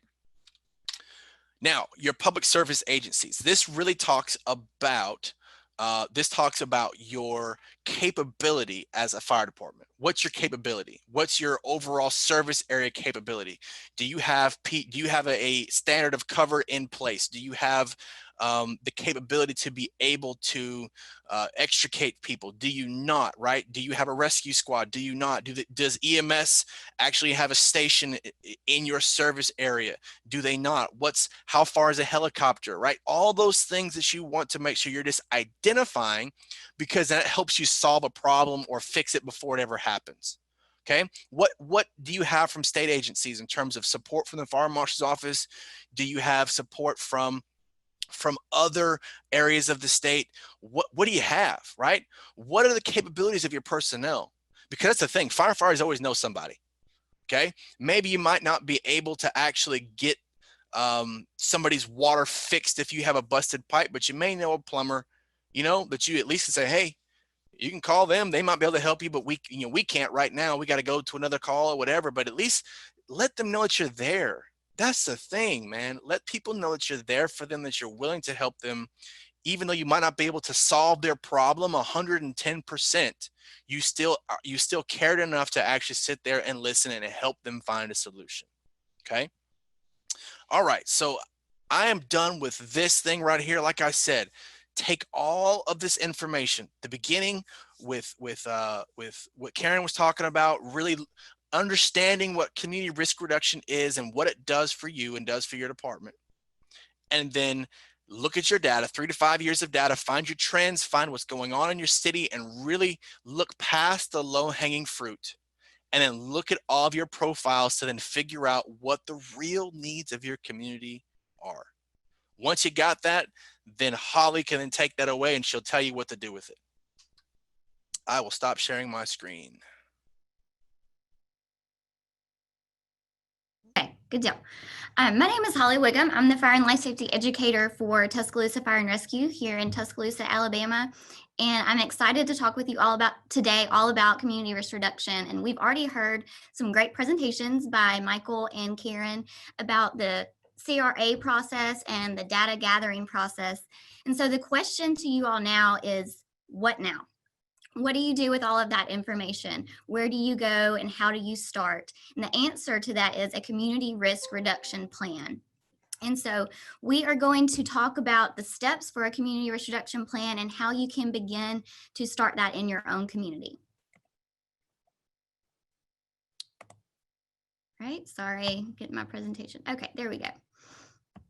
There are 6 steps to a community risk reduction plan, and 2 of these we've already talked a little bit about, but identifying your risk and prioritizing your risk. And then you move on to developing those mitigation and prevention strategies, preparing your plan in a written form, implementing it, taking action, putting it into place, and then last but not least, monitoring, evaluating, and modifying your plan. I'm sure a lot of you have heard of the 5 E's of CRR, if not all of you: education, enforcement, engineering, economic incentive, and emergency response. And the reason I'm bringing these up now is because these are going to be important to think about when you're putting your plan together and how you're going to use each one of these as kind of a guide in your plan to implement in your community. So the first step with a CRR plan is to identify your risk. What are the problems that you see in your community based on the data that you've gathered? Like Karen said earlier, it's very easy to just think of one risk in your community. One risk comes to mind, but I promise you, when you start looking at all of your data that you've gathered, you're going to find multiple risks. And so the first step is identifying all of those multiple risks. And another thing to keep in mind is that everybody's risk is not going to be the same. Our risk here in Tuscaloosa isn't going to be the same as the risk in California. They may be the same, but I promise you they're going to have different risk as well. Even in Alabama, our risk in Tuscaloosa is going to be different than in Madison or Mobile or Birmingham. And so when you get into looking into your risk, make sure that you realize it doesn't have to be the same as everybody else's. It's not going to be the same as everybody else's, and it needs to be specific to your community. And identifying risk, when you start looking into that, some of the examples you may find are residential fires. That's one of the first thing that comes to mind. And your risk may be residential fires, but it also may be something as falls. How many MedLift assists has your department been on? I know for Tuscaloosa, when I first started this process, the first thing that came to my mind was cooking fires. And although that is a high priority risk for our community, I started seeing that falls were also a high risk in our community as well. So you'll see fires, falls, maybe motor vehicle accidents, bicycle accidents, pedestrian accidents. These are just some examples that you may find when you start looking into your data. If you will, in the chat, if you've started this process, or even if you've just begun trying to identify your risk, let us know what kind of risk that you found, or what type of risk surprised you that you didn't realize were in your community. And this slide is just a glimpse of some of our data that the department has used to identify our risk here in Tuscaloosa.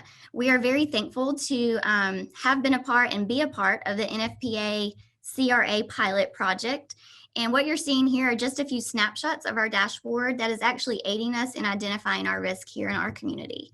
And based on this data, you'll see that one of our risks, our high priority risk, is cooking fires. In this pie chart, you see the majority of fires in Tuscaloosa are in 1 or 2 family dwelling homes. Next to that pie chart, you'll see a chart identifying cooking as the #1 cause. And on the bottom, you'll see the #1 factor is unattended cooking. I just wanted to show you guys this as a great resource, what it's been for us, helping us identify the risk in our community. And there are other resources out there just like this that can help you identify yours. All right, moving on to prioritizing your risk. Out of the risks identified, which ones are the highest priority? You're going to have multiple risks, and so putting those in order of priority. And one way to do that is with the risk level matrix. This is a chart showing you the probability and the impact or consequence. And you'll see the low, moderate, and high risk categories, as well as the likelihood, probability, and impact of those risks. And you're going to want to focus on the risk with the highest probability. If you look in the bottom left corner, these are the low-level risks with acceptable consequences if the incident occurs. Risk in the top left corner are the moderate level. And if these incidents happen, the department can usually handle it using the existing resources that they have. And then risk in the bottom corner, right corner, are high level if they do occur, but are very unlikely to happen. For us in Tuscaloosa, that may be wildfires. Now, not to say that we don't have a little bit of that here and there, but it's nothing like the wildfires you see in other parts of the country. So if that were to happen for us, it would be unlikely, but if it did happen, it would be have a big impact on our community. And then the risk towards the top right corner, those are going to be your critical risk. These should be the highest priorities for your department and for your community, and those are going to be the ones that you want to focus on in your CRR plan. And then moving on to developing your mitigation strategies. This involves a lot of brainstorming, partnerships, and then determining what strategies and tactics will be necessary to prevent and mitigate those risks with the highest priority. So brainstorming, this is when those 5 E's come into play. You're going to want to use those 5 E's of CRR to brainstorm strategies and tactics to implement into your plan. Could any of them be used to help reduce risk? Could you use education? Could you use engineering? Can you use all of them? And we're going to go through each one of these and just give a few examples of what you can do in your department and incorporating these into your CRR plan. With education, education is going to be the most cost-effective solution because there's so many things out there, a variety of ways that you can educate the public.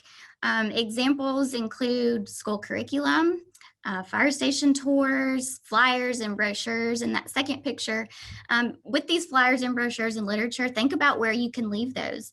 We've done doctor's offices here in town, city council meetings, churches. Those are great places to try to educate with literature when the public's coming in and giving them something when they leave.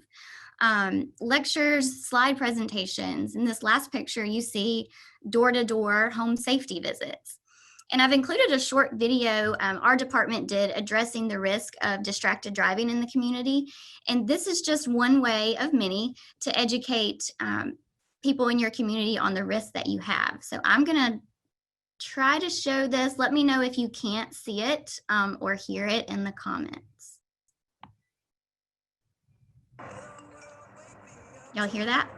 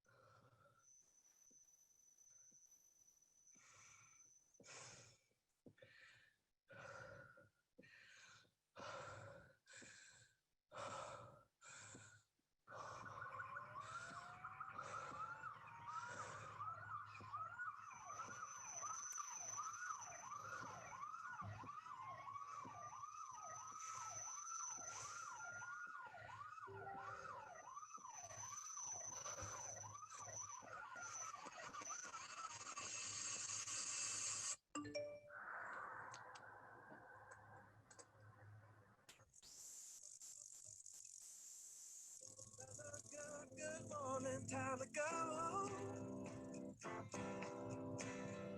got that smile upon my face, 'cause there's excitement in the chase. This I know.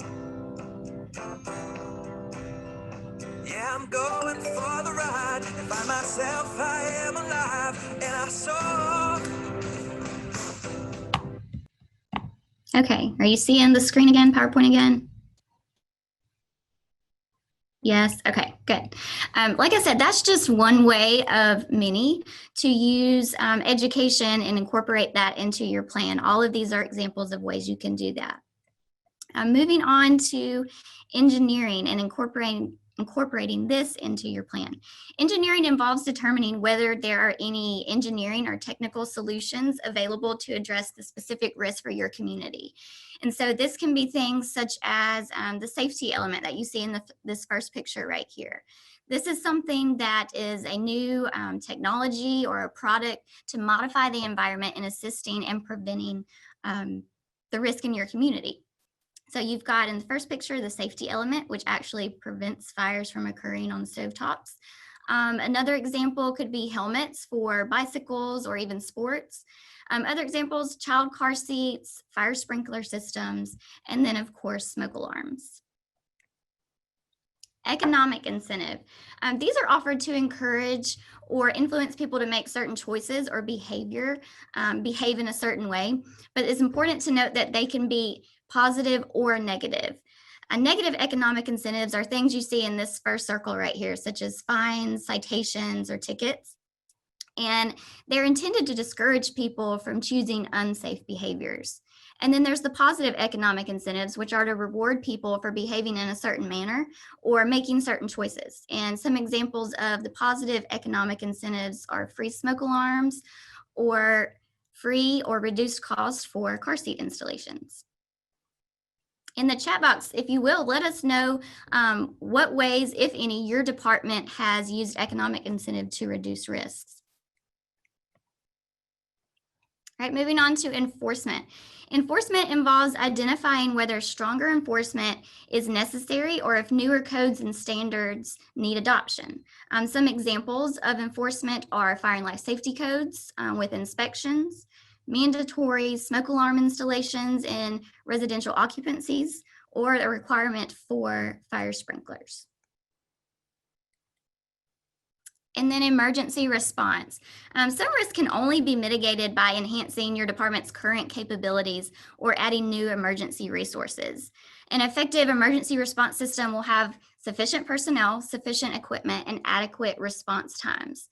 For us in Tuscaloosa, if we're looking at personnel, we've added a new social worker position in the last year, which actually she's going to look at the frequent 911 callers, people who call 911 more frequently than others. And she's going to go look at the root of their problem and try to address their needs and see what services she can provide. When it comes to equipment, we've added rescue pumps on every unit. And so we did that to try to increase the survivability rates of cardiac arrest in our community. And then when it comes to response times, as you know, Tuscaloosa is a college town with a lot of construction on campus. Well, a lot of construction everywhere, if I'm being honest. And the truck we have, or station we have on campus, received a tiller truck. It's harder to navigate through campus with everything going on and all of the construction. And so having this new vehicle helps us navigate campus quickly and respond more effectively and efficiently. And so these are just a few examples of adding emergency response into your community risk reduction plan by looking at personnel, equipment, and response times. Partnerships. Karen talked a lot about partnerships when she began, and partnerships with key stakeholders are got all over the place. Establishing partnerships with key stakeholders, risk issues go beyond just a fire department problem and involve the whole community. A good partnership or a good planning group brings in additional ideas, people, and resources that can really contribute to your process. By partnering with people like our organizations like senior centers, youth groups, community leaders, and business operators, your fire department or fire service is able to tap into the resources of those groups. And a good partnership in CRR really ensures that the right people are involved and they're in it for the right reasons of eliminating, reducing, and preventing a problem. Let us know what type of partnerships you guys have in your departments or what type of partnerships you're looking to have to try to reduce your risk in your community. And just looking at this, if your risk is falls, that could mean partnering with senior centers, recreational centers, social services. And then if you have a risk of bicycle accidents in your community, you can think about partnering with the local Safe Kids Coalition, your local schools, and bicycle clubs. Now it's time to move on to prepare your plan. This is when you want it in written form. And this is just a guide to help you when you're putting it in that form.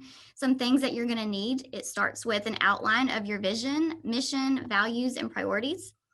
And then the description of your community. This is when all that information that Karen and Spellcheck talked about, making that community profile, putting that together and describing your community. Identify your fire and EMS risk and then rank them in the priority that you're going to address them.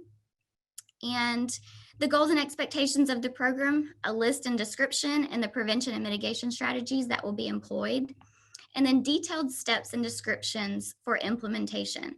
Some of these steps are going to include or should include the identification of the resources required and how they're going to be allocated, a timeline when you plan to implement the plan, and milestones, what you want to have done at this point and what you ultimately want the plan to do.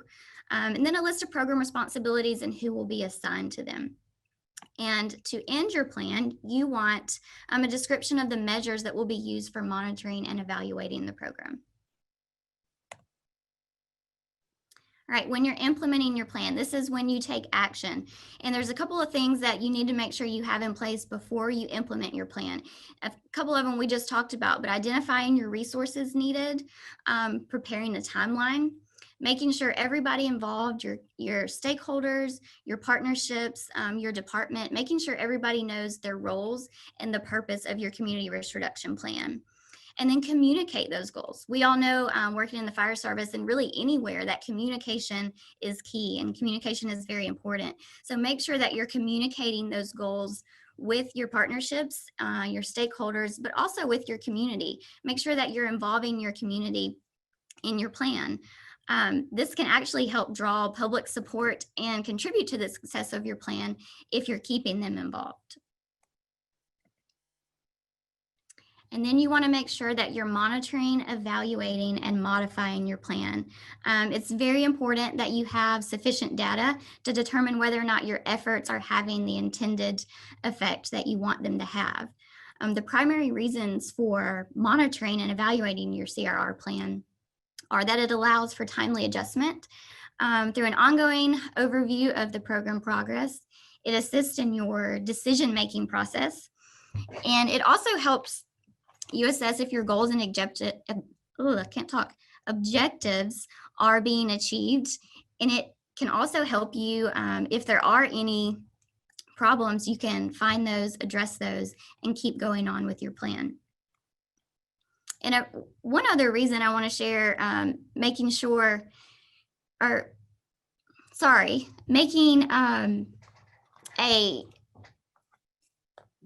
sorry guys, I got lost. Results can be shared with the community within your organization, key stakeholders and others. And that also helps get the community involved when you're sharing with your community and letting them know what's going on.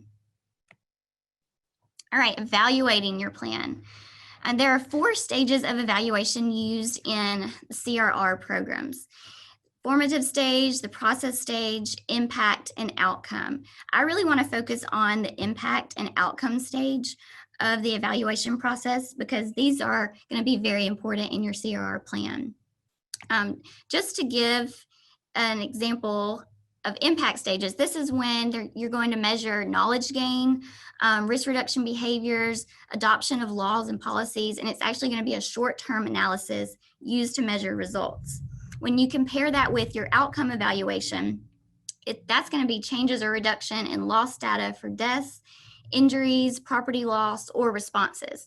And you're going to use a long-term analysis to measure these results, meaning that an outcome evaluation, it may take months, it may take years for you to see reductions in the risk that you're trying to address. All right, I want to end with a few slides from NFPA 1300 standard. This is what Karen was talking about and addressing in her presentation.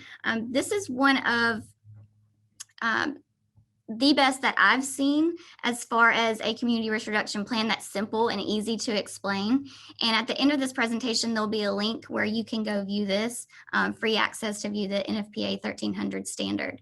This is a CRR plan from Chesterfield Fire and EMS, And on this first page, you see that they have listed their mission statement and their goals, their organizational goals overall as a department. In the second page, they've got their objectives, their community profile. This is all of that information that Karen and Spellcheck were talking about, the demographics. This page as well, the infrastructure, the area, your station incidents and data.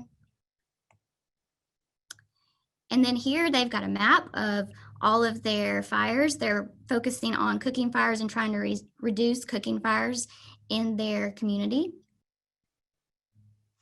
And then on this page, it kind of sums everything up. It gives a summary of the previous year's efforts of what they did, the summary of their next year's plan, what they plan to do, their goals and objectives. And right here is where all of those prevention and mitigation strategies come into play. And so this is just a really easy CRR plan to read over and see how they did it so that you can implement it in your community. So where do you start from here? You've taken in a lot of information. Like Spellcheck said, this can be seem very overwhelming to begin with. but it doesn't have to be complicated. And there's so many resources out there to help you get started with this. And we're still in the process of doing our CRR plan. And so these two things, resources right here, have been a great help to us in Tuscaloosa. And that's Vision 2020, strategicfire.org. They've got a step-by-step of a community risk assessment, how you are to implement that and begin that. And then NFPA 1300 talks about the community risk assessment and developing your community risk reduction plan. And that's all I've got for you right now. I think it's almost time for lunch. All right. Thank you, Holly. That was awesome. Awesome. So we've got some people that would like to get the presentation. So we'll make sure we get those sent out to you guys this afternoon or tomorrow, first thing. We'll see when we can get that to you, but we'll get you, if you've signed in, that's how we can get it to you. So make sure that you sign in. Diana, if you can get that link put in the chat real quick. That way, if you have not signed in, and if you've joined us, we can get you signed in. But the thing about this, right? We've learned so much information. There's so much stuff that's been talked about. Karen started us off really awesome. And then we talked about some of the profiles more in depth, and Holly kind of talked us about how we can take it on home to a plan, right? The goal is do something better than you did yesterday. Do that today. Whatever that is next week, do it better than you did this week. So do a small piece of this and continue to work and push this through. Find better partnerships, continue to work it. Okay. Does anybody have questions real quick? We've got a couple minutes. We can take some questions. If there's anything for Karen, who started us off, is there anything for me in the second section, or anything from Holly that any questions that we can answer for you? If you'd put those in the chat real quick, we'll make sure we get those addressed. Anybody, anything? Let me go back up here and make sure that we got all of the questions answered. NFPA 1300 is really good. It's really awesome. I've got a copy of it, or hard copy of it right here. I always keep it on my desk because you just never know when it's good to reference back. So I always am referencing that. It's a really good. Yeah, Karen's got hers right there. I know Holly's got a copy of it in her office too, as well. It is available online and it's free, so you can get it as well. Holly, people have asked, they did ask this several times. Diana, if we can get Holly unmuted, that'd be awesome. How did you get your videos done? Who did your videos? Because they want to know, and can they steal them? Are they stealable? Thievery. She'll get in here. Now. There you go. We work with a local videographer, but he does stuff all over the U.S. and he is phenomenal. His name is Lance Holloway, and he's with Lance Holloway Productions. He's done videos with us for years, and we've got several really funny videos out there. If you ever have a chance, just Google us or go to YouTube and Google Tuscaloosa Fire and Rescue and watch those videos. And he is great to work with. He's very creative, and we've always been pleased with his work here in Tuscaloosa. All right. Awesome. So there was, Kelly did bring up that the CRR plan from Chesterfield was Robbie's handiwork.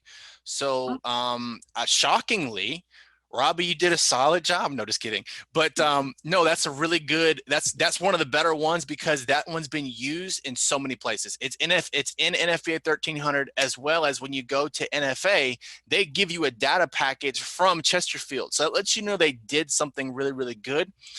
We are working, if you're like me, I have to see the finished product before I can really duplicate something. And we are working with our pilot group, Karen and Chelsea, to try to see if we can get some of these finished community risk assessments. Once they're done, we can get them sent out and make them in an available format, so people that can actually see what it's supposed to look like, they can duplicate it. They know, hey, that was easy. I can be able to really, I can duplicate that, right? Because that's half the battle. If you can see it, you know you can do it. So that's half of it right there. So, all right, anybody have anything else? Any other questions? Anything? Let's make sure we vet all this stuff out, because we're going to switch gears for after lunch. This afternoon, we got some good stuff coming up in terms of technology.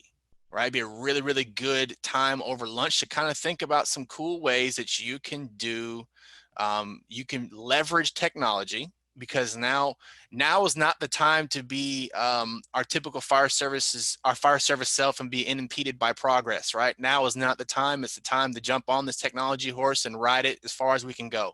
So I know Kelly and Robbie are going to do some really good stuff after lunch, talking about some new things that are happening, right? I'm sure we'll all get a look at some things that have to do with Fire Prevention Week as well. And Miss Bree this afternoon is amazing. All right. And Diana's going to be right in between there too from the Fire College. She's going to talk about social media, which is super, super important right now, because we've got, that's how a lot of us are maintaining a presence in our community, is through social media. So she's going to talk about some cool ways that we can still leverage social media for the benefit of our community, as well as working on that education piece, right, of our CRR plan, that education E. So make sure you come back after lunch. Reed, do you have anything? Oh, Lee had a question. How many people have actually worked on a community risk assessment and have a CRR program in place? So if you want to go ahead and in the comments, say if you've done a CRA, and if you have not done a CRA, still put, you guys are actively engaged in CRR, because, sometimes we do CRR without a plan. It still works. We're doing something, but maybe we're just not as guided as we need to be, right? Well, welcome back, everybody. We had a lot of good information this morning, and we are looking forward to having a lot more information this afternoon. At this time, we're going to turn it over to Kelly Ransdell and Robbie Dawson from NFPA about some emerging issues and hot topics with NFPA. And I think we've heard from them. It's going to be a lively banter back and forth, and you'll enjoy that. So Kelly and Robbie, we'll turn it over to you. All right. Thank you, Tammy. And we didn't get a chance to do a sound check. So spell check and Tammy, if y'all can give me a thumbs up that you're able to hear. All right. Thank you. I want to give a special thank you to Tammy Peavy. Tammy is our network person within Mississippi. And also Chuck Gorey is our person in Alabama with the State Fire Marshal's Office. But this event would not be possible without all the participants within Mississippi and Alabama. And the Pub Ed Committee in Alabama has provided leadership through this process. And, Alabama's summit was actually before Mississippi's summit, but that's because Mississippi actually had a really active educator group, and they've been holding conferences for a long time. And so they had a mechanism for educators to get some professional development within Mississippi. And so when we started looking at this, the summit, actually it was reversed in Alabama, which was we held the summit, and out of that grew the Public Education Committee within Alabama, and they started saying, hey, can we start doing some of this? So kudos to both of you, because now you have double resources in your state to help address this. But we're going to give you kind of a snapshot of what's going on in the world. Certainly, as y'all mentioned earlier, the pace is immense. This is like nothing else we've seen. And so we have also been very nimble. And I will tell you that we had just completed the summit in South Carolina, March the 12th. And I was on the way home and got a note saying that NFPA was halting all of our travel. So the world came to a screeching halt, and we could not believe that after a 300-person summit in South Carolina that was very successful, that we were going to be changing, and kind of how do we change gears. So we're going to talk about that a little bit. But let's start with this little clip. And if y'all can help me by letting me know if it plays.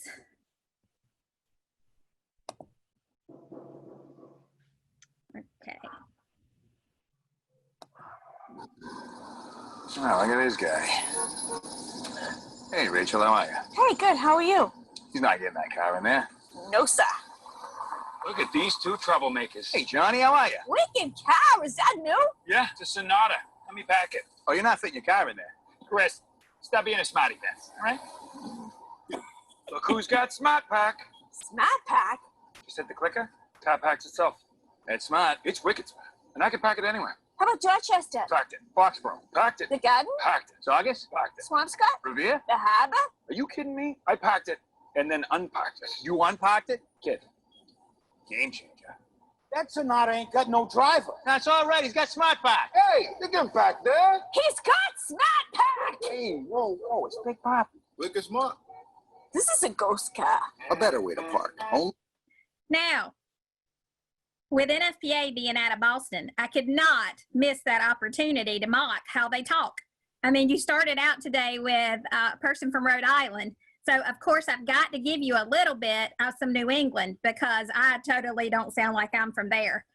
So whether you park the car in the harbor or whether you eat pecan pie, we should all be using the same words, even though we pronounce them a little different. So what's happening with the EMAC?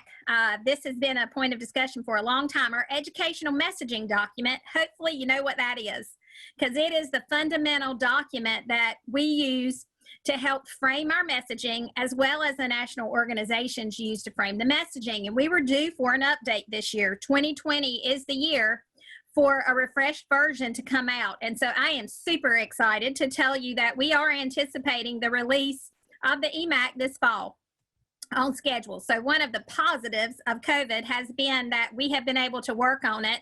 And there are many, many additions, both from technology advancements to over 45 submissions about topics we should look at. So make sure that you stay tuned for the release of the educational messaging document. The advisory committee is planning a virtual meeting to review that. It's gone through staff review, and we are super excited that our hope is that this will be rolled out in the fall. Lithium-ion batteries. I want to just mention for a minute that we see lithium-ion batteries in so many places, whether hoverboards, cell phones, computers, smart bags. As you know, we even have luggage that can be charged so that our cell phones stay intact. But we have even had incidents like the tragedy that happened in California on the dive boat, that actually charging of cameras and computers was the initial finding of that fire investigation. We're waiting for the final report, but that's one of the things they found. And so that was the dive ship Labor Day a year ago that claimed the lives of so many in that weekend fire. But lithium-ion batteries, we do have a safety tip sheet on that, but I would tell you that, and we want to make sure you stay engaged. So I'm going to kick it over to Robbie, because NFPA has a podcast series, and one of the topics was on lithium-ion batteries. So I'll kick it over to him to give you an update so you can stay connected with that. Hey, thanks, Kelly. And just that lithium-ion part and the whole podcast concept, for anybody who's been followers of the NFPA Journal podcast in the past, in June, we kind of reformatted that, rebranded it to just the NFPA podcast. And that did a couple things. One is the frequency of publication of those stories is going to be a little more frequent. They're going to come out every other week. And it's going to take a little bit of a broader or longer approach, a little bit deeper dive into some things than they could do just within the scope of an NFPA Journal article. And they're kind of using some third or fourth string bench depth and doing some of those interviews. Yours truly gets to do some of those from the field interviews. And one of the conversations I got to have was with a fire protection engineer out of Austin, Texas. And they've been seeing a lot of issues with lithium-ion batteries. Not only that, but energy storage systems themselves. The bigger, larger devices that are meant to smooth the power grid and store solar energy for overnight use and things like that. So it was an opportunity to dig a little bit deeper from a fire protection standpoint and a response standpoint.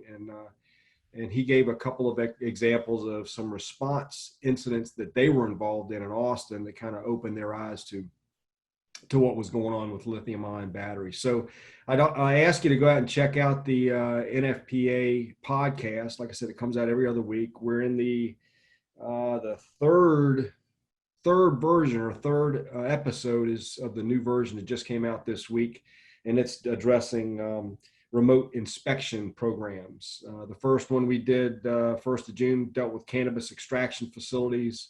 Like I said, the second one was emergency storage or energy storage systems, and then a remote inspection. Some of the other things that are on the agenda coming up later this month, there'll be one about residential sprinklers. And I actually got to talk to a retired fire chief who actually retrofitted his home. And it was pretty interesting to see the process that he went through to get retrofitted sprinklers in his house.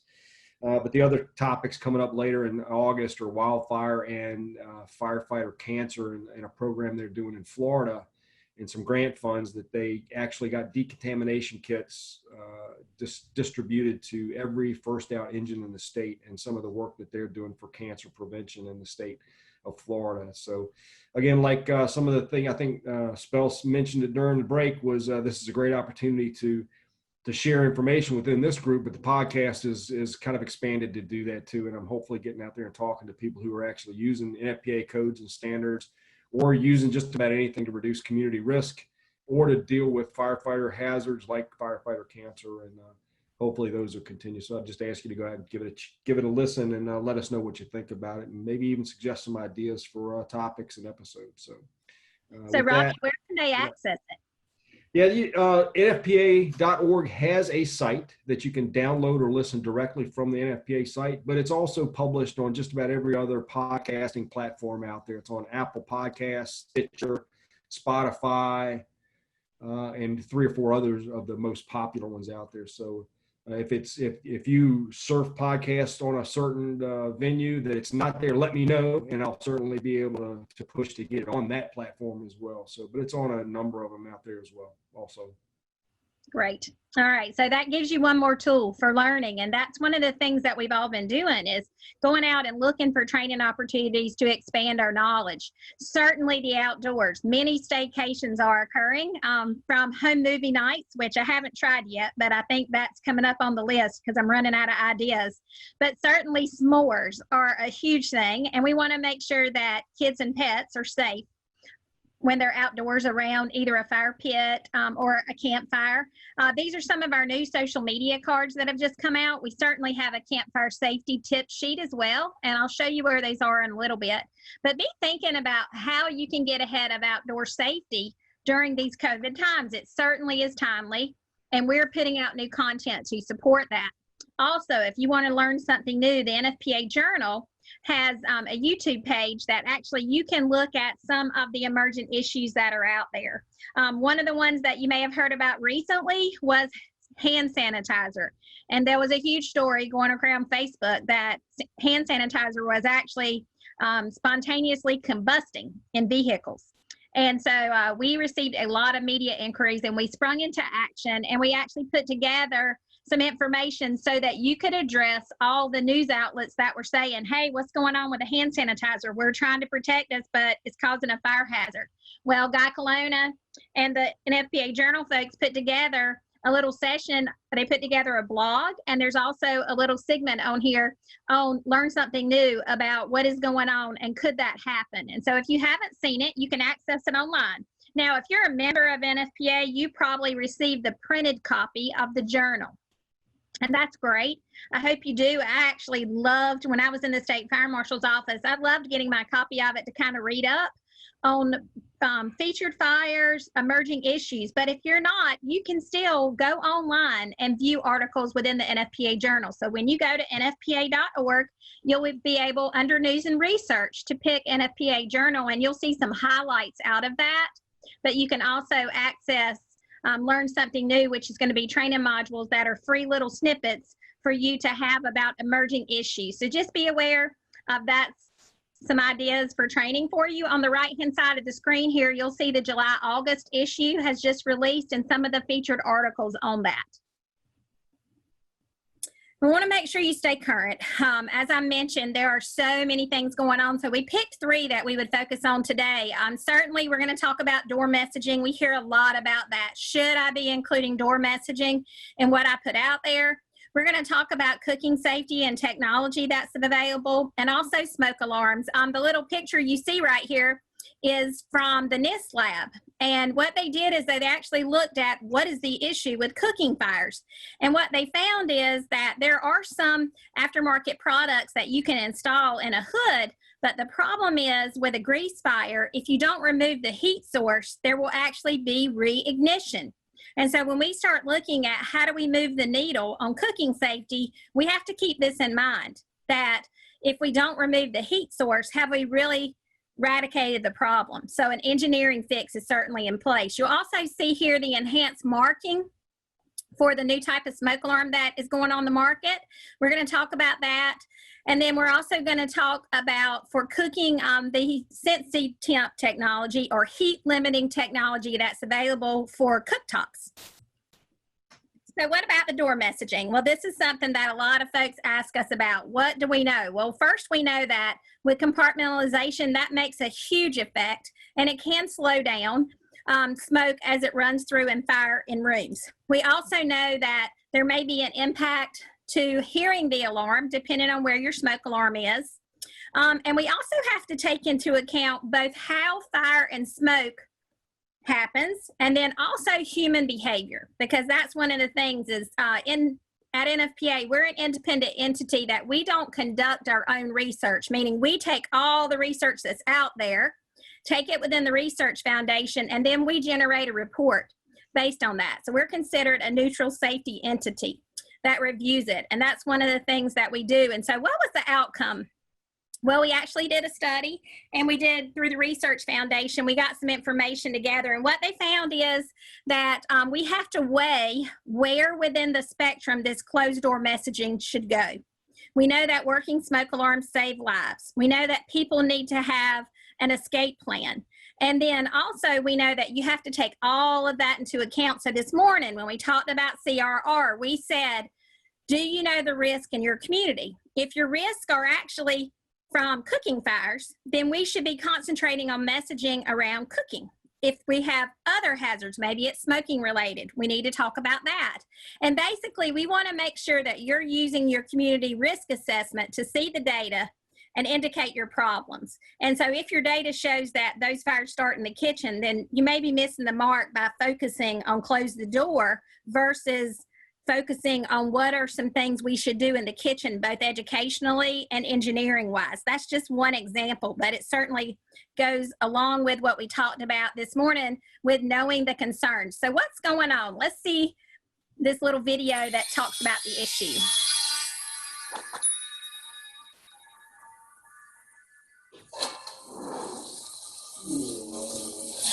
Well, that's one way to smoke a salmon, Billy. Don't worry. As one of Billy's smoke alarms, we go way back. I used to beep, beep, beep at Billy when he cooked dinner in the past. I know, I was a nuisance. And Billy just shut me up. Use the trifecta. Rag to the face, broom to the gut, and for the finale, ripped from the ceiling and shoved in the kitchen drawer. Really? All to stop me from beeping? Well, I've improved over the years. Unlike his cooking, my new technology helps reduce cooking nuisance alarms. You see, I can now better distinguish between smoke from a fire and smoke from Billy's dreams of becoming the next Iron Chef. Oh, there, Billy. It's important to have good relationships with your smoke alarms, making sure we are in your home and have working batteries. Your smoke alarms are here to protect you. Listen to us. We are your friends. Hug? More than half of all home fire deaths occur when there are no working smoke alarms. Make sure you have working smoke alarms in your home.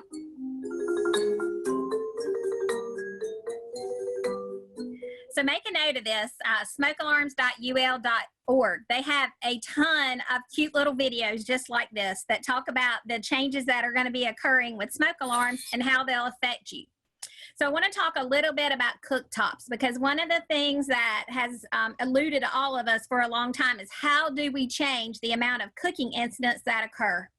We've had educational campaigns. We've been working on it. And so first we have to start with the data. And that is that we found that compared to gas ranges and cooktops, when you look at electric range tops, they're actually in 60% of households. Most of those households cook with electricity. We have higher fires, casualties, and property loss when people are using an electric cooktop. And also you can see here that you have 2.5 more fires. You have 2.6 times the number of fire deaths from these electric cooktops, 4 times the injuries. And then also we have almost 4 times as much of a dollar loss from that. And so when we start drilling down, knowing that that is part of this can help us gauge it. Now, I'll go ahead and tell you that you may want to look at your state, because this is nationally, but my friend and colleague in Massachusetts, Cindy Willett, she heard us talk about this and she said, wait just a minute, I'm not sure that's going on in Massachusetts. So she actually went back and the same thing was happening there. And so we know that in many cases, this is occurring. So what do we need to know about it? Well, there is a brand new UL standard 858 that came into effect. And this actually was designed to help with the engineering side. And what they found is that if they could limit the amount of heat on a coil top electric stove to 725 degrees, it would not ignite oil. And I know some people say oil and some people say oil. So I'm trying to enunciate because I know that sounds weird. Cooking oil. And if the oil doesn't ignite, then we can limit a fire and the spread of that. So they found that heat limiting technology was an intervention that would help. So this standard went into effect and we wanted to just make you aware of it. So when we're talking about cooking, what do you need to do? One is know that cooking is the leading cause of home fires, fire injuries, and be aware that unintended cooking is still a huge concern when it looks for the cause of cooking fires. Also, these range fires are most likely seen in most of those cases. They do have higher risk.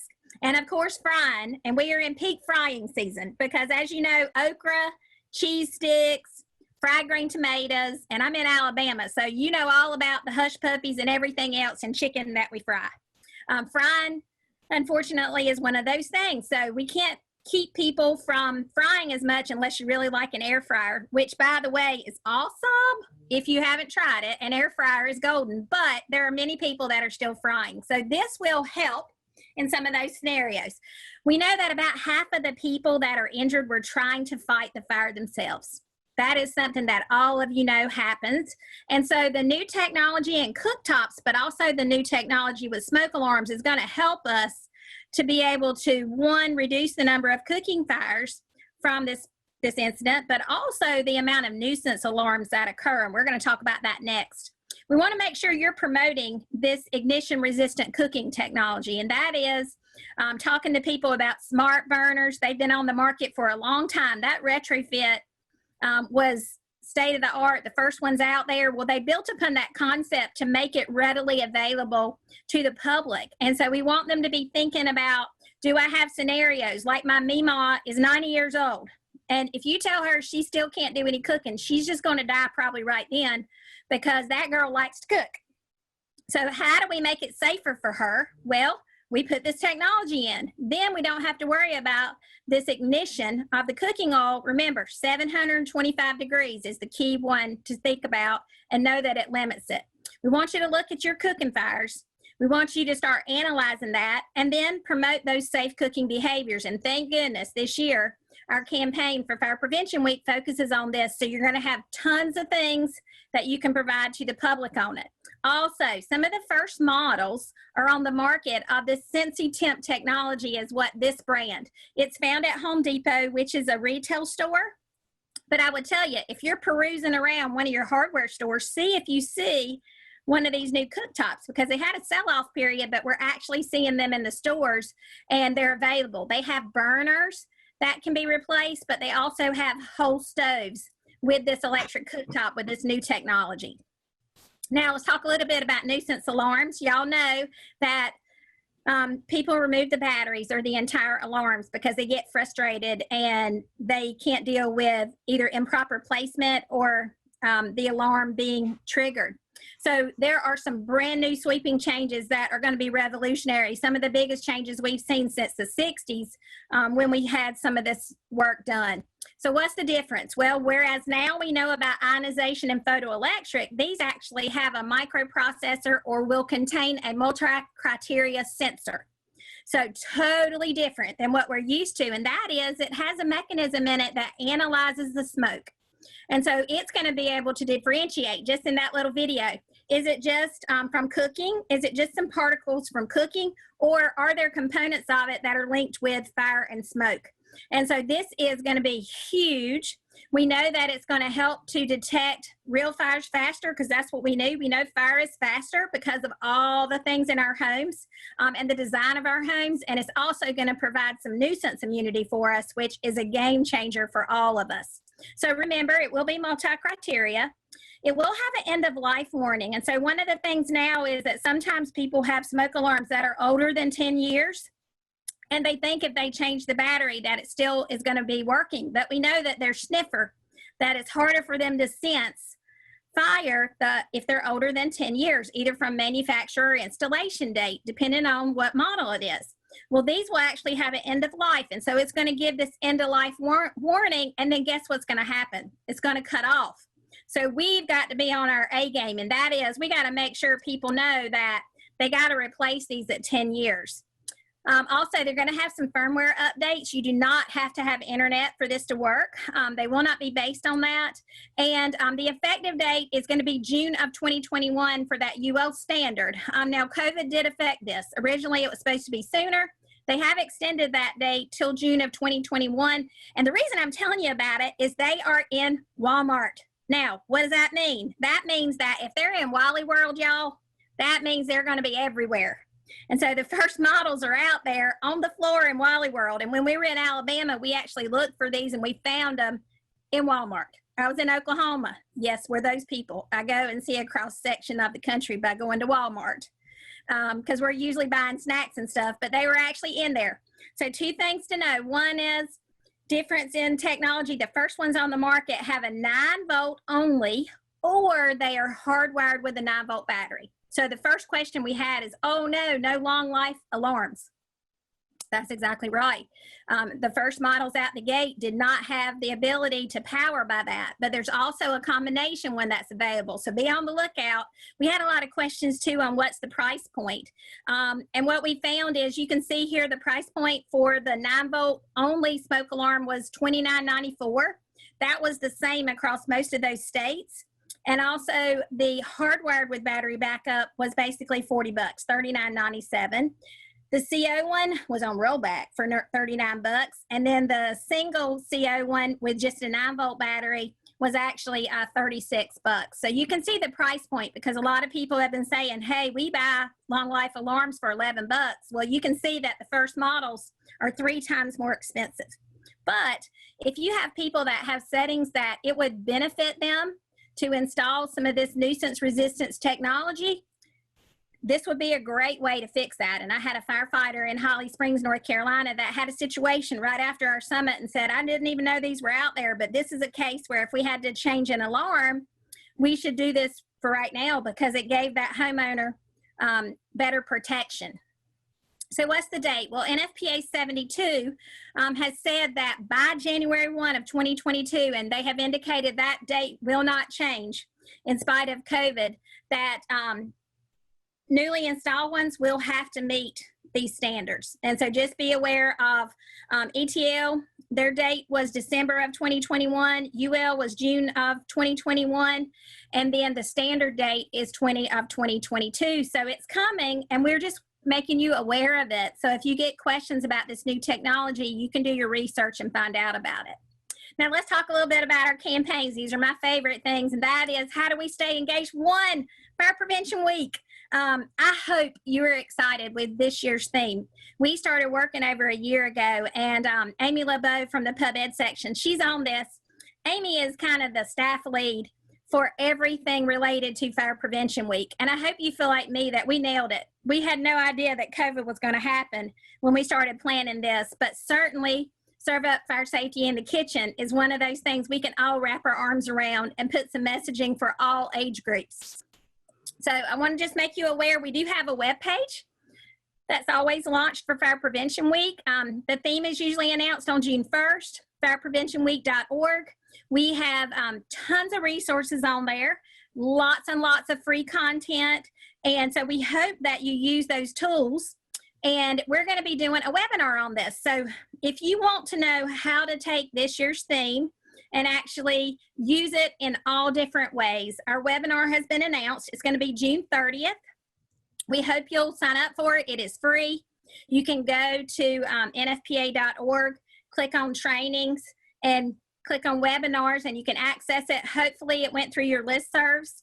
And we hope that you'll sign up for our webinar, which is free, and share it with your partners. I know we have lots and lots of states on this training, so please help us get the word out about this training opportunity. As part of that, Maria Bostjan, And Maria is this year's Educator of the Year. Yay, Maria. She's on today, or she was earlier. Maria is actually our Educator of the Year, and she's going to be presenting with us.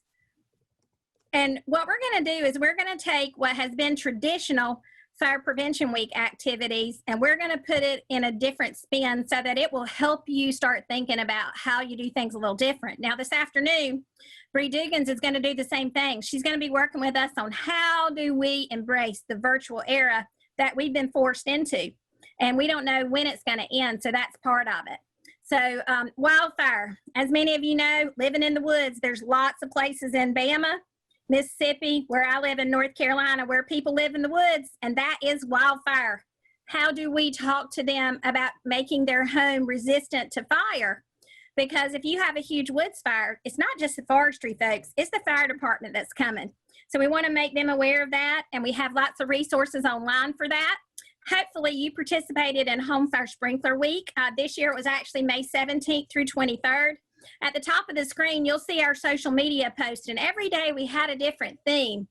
And we put those up there, and the site is still active. And so if you go to Home Fire Sprinkler Week, and so you can access it by going to nfpa.org/Home Fire Sprinkler Week.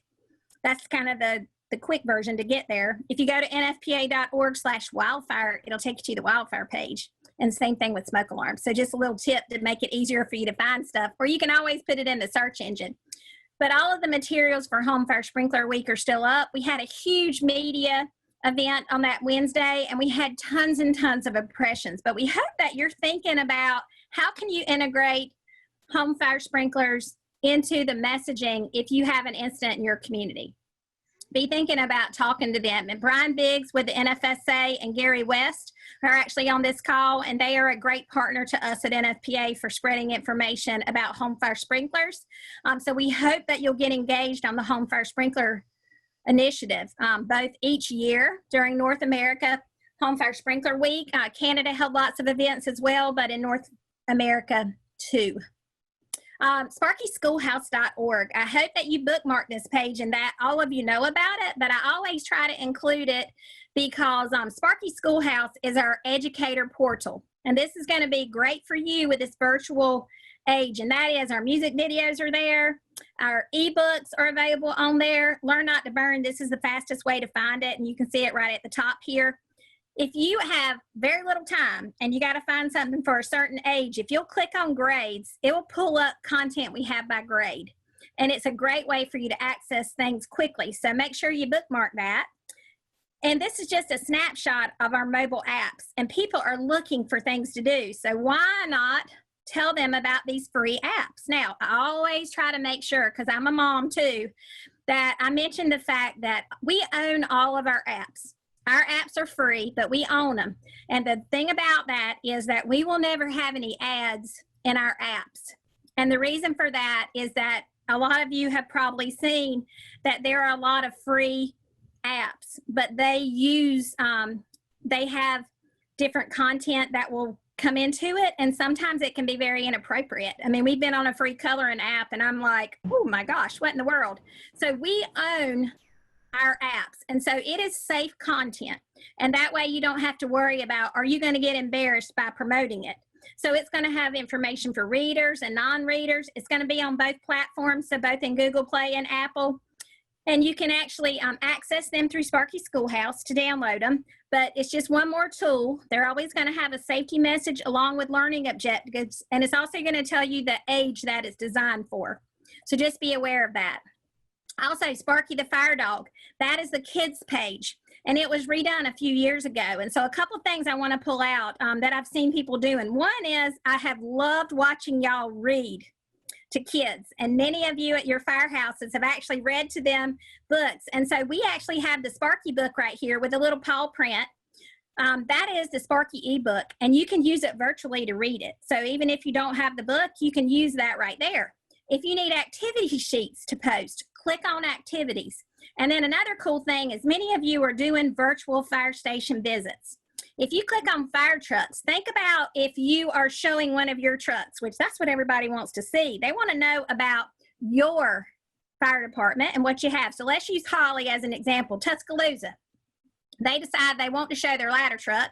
So they go to fire trucks on here, show them the virtual version of it that explains this is the kind of truck, here's all the parts, here's what they do. And then what if you take them outside to see your real truck? That's a way to tie in technology in real time to give them that. Also, station tours. We've seen many of you doing virtual ones, but it's a great way to tie in. You can even use our videos here and use those videos to show and then do something in real time. So just be thinking about how you can use it. And many of you have Sparky costumes. Sparky has a little bit of everything. That is, he has a YouTube channel. We have The Story of Sparky, which is a little book. He has costume guidelines that are available online. We get a lot of people that say, I want to try to do something with Sparky. What's the process? Well, within the Sparky guidelines, the first page of that, which is available online, it'll show you the terms of use, and it'll give you kind of some information on if you want to use Sparky for promo, how to do that so you can access it. So we have lots and lots of things for Sparky. Now, 10-minute lessons. I want to touch on this because I've been seeing a lot of content for kids, but have you thought about using the 10-minute lessons and offering something for adults and senior adults? All of these lesson plans are put together online. You can access them at nfpa.org, then public education. And when you go there, what if you offered a little 10-minute lesson to the community? You could do it in real time through Zoom, Microsoft Teams, all these other additional platforms. Maybe you record it ahead of time and post it. But think about whether you could offer some of these 10-minute lessons, even if it's once a month, to kind of get out to the community and offer some education that's customized for where you are and what you're doing. Maybe you have an incident and you decide, for example, maybe you have a CO incident, a carbon monoxide incident, and so you decide to do something on preventing carbon monoxide poisoning. What if you talk to them about calling 911 from a mobile phone? Many people do not have landlines, and we've been spending a lot more time at home. But talking to them about what are some of the things with calling 911 from your mobile phone that we need to be aware of. What if it's password protected? Well, we have a lesson plan that shows you how to make an emergency call, and it gives you a sheet that you can do it. You can make that interactive. And one of the things that we're going to talk about later this afternoon is how to take the tools that we have here and turn them into something interactive for you to use in your community. All right, right before COVID happened, this TikTok challenge came out. And we know that kids were actually taking coins and putting the coin between a phone charger or another electrical piece and actually starting fires at their house. Then they kind of got smart to it and started doing it at school. Well, now they're back home, right? Because schools are closed. We started following this issue, and there were many, many incidents, and people were saying, what do we do? Well, we have a lesson here that is for talking to parents and caregivers about risk-taking that occurs with teenagers and why they think differently and how to address this. So it may be that you have a virtual PTA meeting, parent-teacher association meeting. You may have a mom's group or a dad's group that you deal with, but this would be a great way to talk to them about risky behaviors with teenagers. And we also have lots of other adolescent plans. This summer, as you know, a lot of people have to go back to work. And so older kids are actually looking after their younger siblings. So we have a lesson plan that's available online for teens who care for themselves or others in the home. It talks about what are some things we need to be aware of. There's also one on making safe and responsible choices. There's never been a better time for us to talk to them about that. And then, of course, careers in the fire service. Many of you had summer camps that were postponed, but you could use these to provide content either one time a week or a couple of days during the week to do something for early adolescence. So just think about what that might look like. Remember when, what's happening with that? Well, we have put in our grant, our Fire Prevention Week grant, Fire Prevention Grant to redo Remembering When into some online modules and to update it. Y'all been asking for a long time. We know senior adults are dying at a higher rate than other populations. All of those materials are online for free. And also we have a partnership with Vision 2020 that we have just released through their material generator, several little videos, and I have a clip of it here in the bottom half that you can look at. But there's one on even preventing falls for senior adults. So be aware, that's going to be at strategicfire.org. You can access these brand new videos and think about how you can add some learning and real-time objectives with that. Our safety tip sheets, there are so many of them that are available. You know, right here, we've got the babysitter safety one. We were talking during the break about all these babysitter safety trainings that are still happening. Rebecca mentioned that from Colorado, that she's been doing those. Spell Check loves the chicken coop one. As you know, chickens are the new toilet paper. People went out and binge bought chickens because they were worried that the egg supply was going to be bad. But with that, they went out and some of them were actually burning down the she sheds of their neighborhood because they were heating their chicken coops inappropriately. So we have been putting out information about backyard chicken coop safety. Also, during quarantine, we had even medical and healthcare and first responders that were quarantining in motorhomes or campers. Sometimes they were theirs or they may borrow one. That way they could be close by their family but separated. But as a result of that, people needed information about camping and motorhome safety. What are some things we should think about?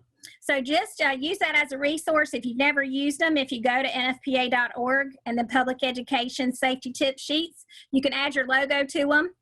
But this is a great way to put messaging out. And there's more of these than there are weeks in the year. So that just gives you many, many opportunities. Okay, fireworks safety.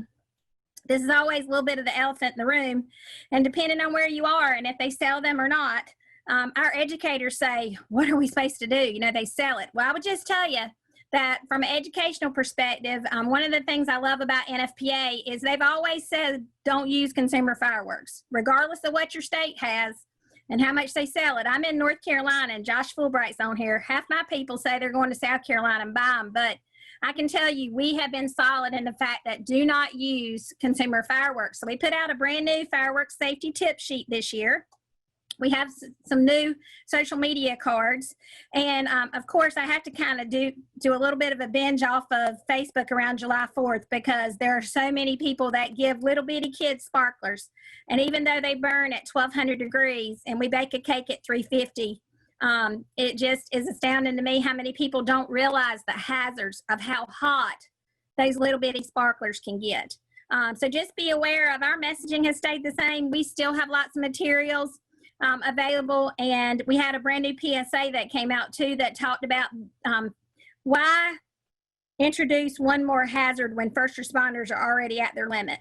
Hospitals, you know, if you get hurt, you may not be in, like in my state, hospitals are at capacity. And so unfortunately, it may delay care for you if you get hurt. And so we want people not taking risky behaviors instead of doing things that can put them at risk. I want to talk just briefly about carbon monoxide. Think about just besides the CO in your home, think about hotels and motels. We've had several incidences of people dying in motels and hotels from CO. We've had fire departments that have gone into, had their inspectors have CO detectors on them. They've gone in and propane forklifts have been poisoning all the people in a warehouse. So just start thinking about, does it make sense for the first in units on your fire department to have a CO detection in them? So maybe that's an ambulance, or maybe you have a first in little quick response vehicle that goes in. Could that make a difference in an outcome if CO was in the top of your mind? And also people are thinking about, how can I vacation? I don't want to be around a lot of people, but they certainly are renting vacation homes. So whether it's here or abroad, unfortunately, this was one in Lake Tahoe. Anna Faris is an actress and her whole family was sickened over Thanksgiving in a vacation home. And then also we had a family of 4 that was vacationing in Mexico, staying in a condo, and the water heater malfunctioned, and it was a gas powered one, and they actually were poisoned. So think about having a CO alarm that you travel with so that you can provide your family with safety. Airbnbs, people are using this, and peer-to-peer hospitality. We have a safety tip sheets on hotel and motels, and we have a brand new infographic that talks about taking safety with you. And it's great for now. It talks about this peer-to-peer hospitality. Think about fire safety. Think about child safety if you have children in your family, or maybe it's multiple generations going, and think about pool safety, because we know that a lot of places have pools and hopefully you have some open, but people, especially on these 90-degree days that we've had, are really hot. So we launched a brand new safety tip sheet called Fire Safety at Your Home Away from Home. And it lists some of the things to think about if you're going into somebody else's home to spend your vacation. We also have translations available and easy to read. These are going to be on the safety tip sheet page. And then one of my favorites is actually the pictographs from the U.S. Fire Administration. And that is that if we don't have a translation or an easy to read document, you can use pictographs with all types of populations. No words in there. But if you've ever been on an airplane, which not many of us are on an airplane anymore, but the information sheet is actually just pictures. There's not a lot of words, and that's because that's how you can communicate across nationalities, to just show them the picture. So go to the U.S. Fire Administration for these, and also their social media cards are available for you to use. Many of them are going to be interactive. This is just a sampling of them, and that's going to be at the U.S. Fire Administration. And then our Spotlight on Public Education. We have a free event on September 29th. This is the logo that goes with it. It's going to be available on our webpage. It is free, but this year, since we had to cancel our conference, we are offering a Spotlight on Public Education September 29th. So mark your calendars for this free event. We'll be publicizing that out, but I wanted to get it on your calendar. And then also, Louisiana is hosting a virtual fire safety summit on July 28th, and that's 2 days before the Fire Prevention Week webinar, which is July 30th. So if you're looking for some training opportunities, that is a free event right next door to y'all in Louisiana. And also, if you're a member of Facebook, the Fire and Life Safety Educators and Coordinators page has been offering trainings, and a lot of your folks in Alabama and Mississippi are part of that group, and some little folks from Texas. But they've been coordinating some training. So if you're looking for training opportunities, that's a great way to keep you engaged. Can you use our stuff? Yes. We make all this stuff so that you can use it. The only thing we ask you is that you leave our logo on it and add yours, but use it or lose it, as we say. It's out there for you. So I'm going to give y'all my contact information. Thank you so very much. I'm going to turn it over to Robbie to kind of finish us out. But it has always been my pleasure to work with you. And as Ricky said, I have to go through y'all's state to get to my new states. But thank you so very much for everything that you've done for me. And I'm so proud of the work that you're all doing. And so with that, I'm going to turn it over to Robbie. Hey, thanks, Kelly. And I'll share a little secret. Kelly says she wanted to tried to trade up to Alabama and keep Alabama and Mississippi. The truth of the matter is she likes crawfish so much. She really wanted Louisiana. And the only reason she's now advancing the slides is to keep me from putting a picture of her in this presentation of her eating crawfish in Louisiana when we were there a year or so ago, which was an awesome experience. But I say that, but I digress. So today it feels like quarantine day number 3,700 and some. We've been at this for a while. And this is just another great opportunity. I mentioned in the opening comments about the scope of this. And yeah, we can't be there. We're quarantined. We're kind of hamstrung to do these things virtually, and that's good. We now have a lot of other people from across the country that are actually involved in this. I saw some folks from Iowa, Kansas, Colorado, Michigan, Canada who are engaged in this as well. So it's just another opportunity to share the information that Mississippi and Alabama are doing. So you can go to the next one, Kelly. Kelly's got the slide clicker, so there we go. So a couple things I'm going to just touch on is this, what we were doing for the association, kind of a little bit of an NFPA organizational update.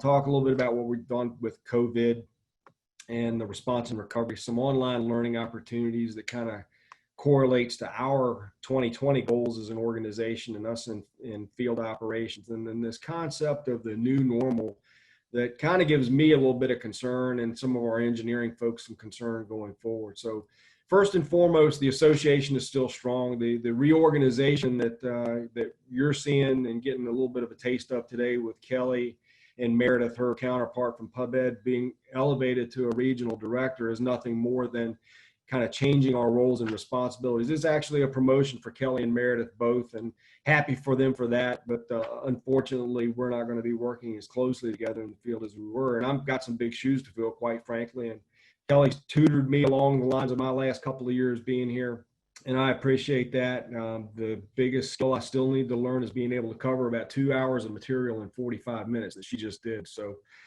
bear with me as I learn that skill.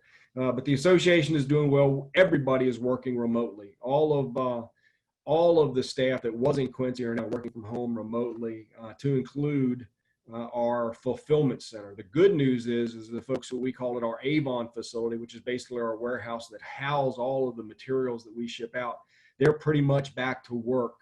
Not totally the way they were, but they are shipping materials. Fire Prevention Week kits will be going out, books, anything that you ask for or need from them, it's going out. It might not quite be as timely as it was in the past, but the association is moving along strong. And although we did cancel our CNE this past last month in Orlando, disappointed about that. But we are looking forward to the 2021 conference in Las Vegas. And just a note about that, the opportunity to submit for conference events and programs is open now. So if you got any ideas for conference sessions, please take advantage of that. You can go to the next one, Kelly. As far as community risk reduction goes, and this, we were going to go into a little bit about 1300 here, but Karen touched on this pretty in depth when she talked in her program. But I do want to go back and touch on one thing that Holly mentioned and thank her for giving a shout out to that Virginia Fire Department in Chesterfield, Virginia, that their plan is actually an annex to NFPA 1300. And I certainly did not create that in and of myself. That's where I was the assistant chief before I came to work for NFPA.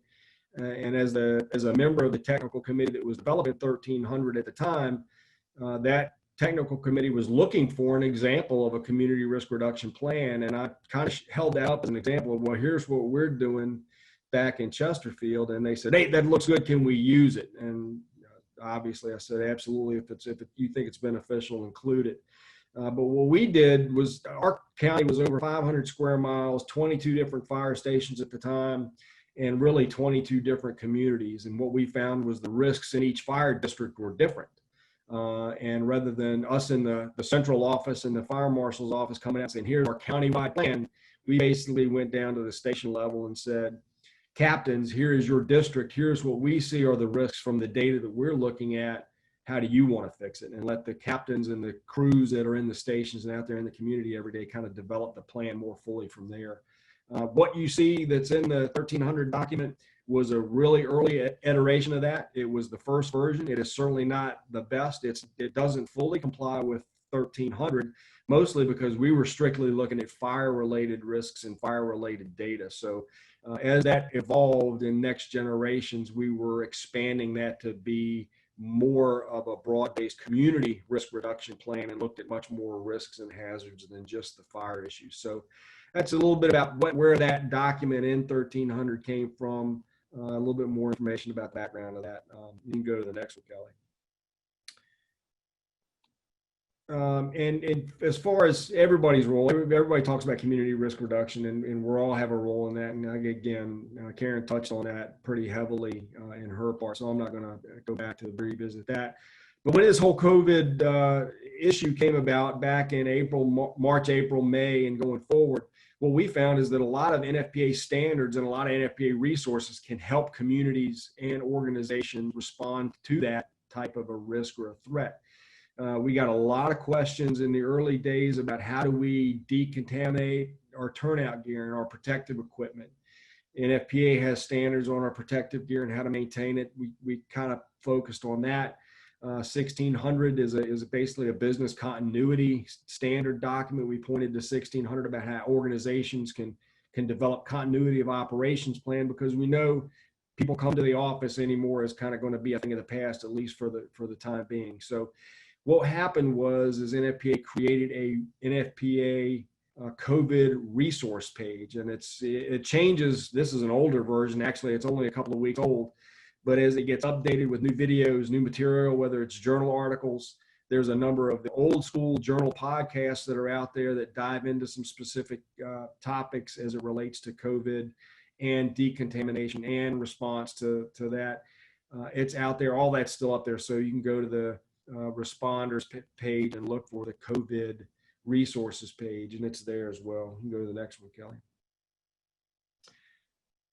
One of the big things that is our 2020 focus, and really going into 2021, the calendar year for our regional operations staff, is going to be focusing on this issue of buildings under construction.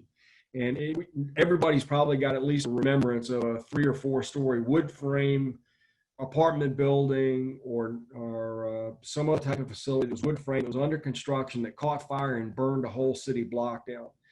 Keep in mind that to date, most of those have dealt with 3 or 4 story buildings. The new edition of the building codes that just got approved by ICC last year deal with buildings that are up to 8 and 9 stories in height, made of wood frame construction. So if just imagine for a second, if you would, that 4-story building, twice as tall, now under construction, with no fire protection built in, with no fire spread protection like sheetrock built in, now being on fire, and the risks that are associated with it. You can go to the next one, Kelly. So 2 of the things that we're really kind of making folks aware of are NFPA 241, which are safeguarding construction during alteration, demolition, and operations in buildings. And the interesting part of what I found is the International Fire Code and NFPA 1, the 2 model fire codes that are out there, require construction sites to comply with NFPA 241, which requires a site safety coordinator, a site safety plan that also includes basically pre-fire planning. What we're also finding is that the construction industry isn't terribly aware of the requirements of 241. And just to tie this into the tall wood building concept, just had a conversation this morning with the state of Georgia. They had a legislative bill that came forward that said the state will look at adopting the tall wood building provisions early into the state of Georgia's building and construction plans. And one of the conversations I was having with their state staff was, can we have that conversation to include NFPA 241 and requiring certification of someone at the site during construction operations? Because that, I think, would be a huge step in mitigating those risks and making sure those construction companies comply with 241, that they have the plans in place and they have the prevention steps that are in place to reduce the risks or the frequency of fires in these buildings under construction that, quite frankly, may be 8 or 9 stories of wood frame construction. So that's a conversation we're having. That's an opportunity that's out there now, and we're kind of making sure everyone's aware of that. Kind of a hand in glove with that is the Hot Work Safety online training program. That was a program that was started by NFPA a couple of years ago at the request of the Boston Fire Department, when 2 firefighters lost their lives at a fire that was caused by hot work in a townhouse. So a lot of the construction industry in the city of Boston, and actually the state of Massachusetts, jumped on that bandwagon, and it's a requirement to be certified for hot work to be able to do hot work in the city of Boston and even in the state of Massachusetts now. So those are 2 tools that either locally or in the state level can be used, can be adopted to try to mitigate the risks. You can go to the next one, Kelly.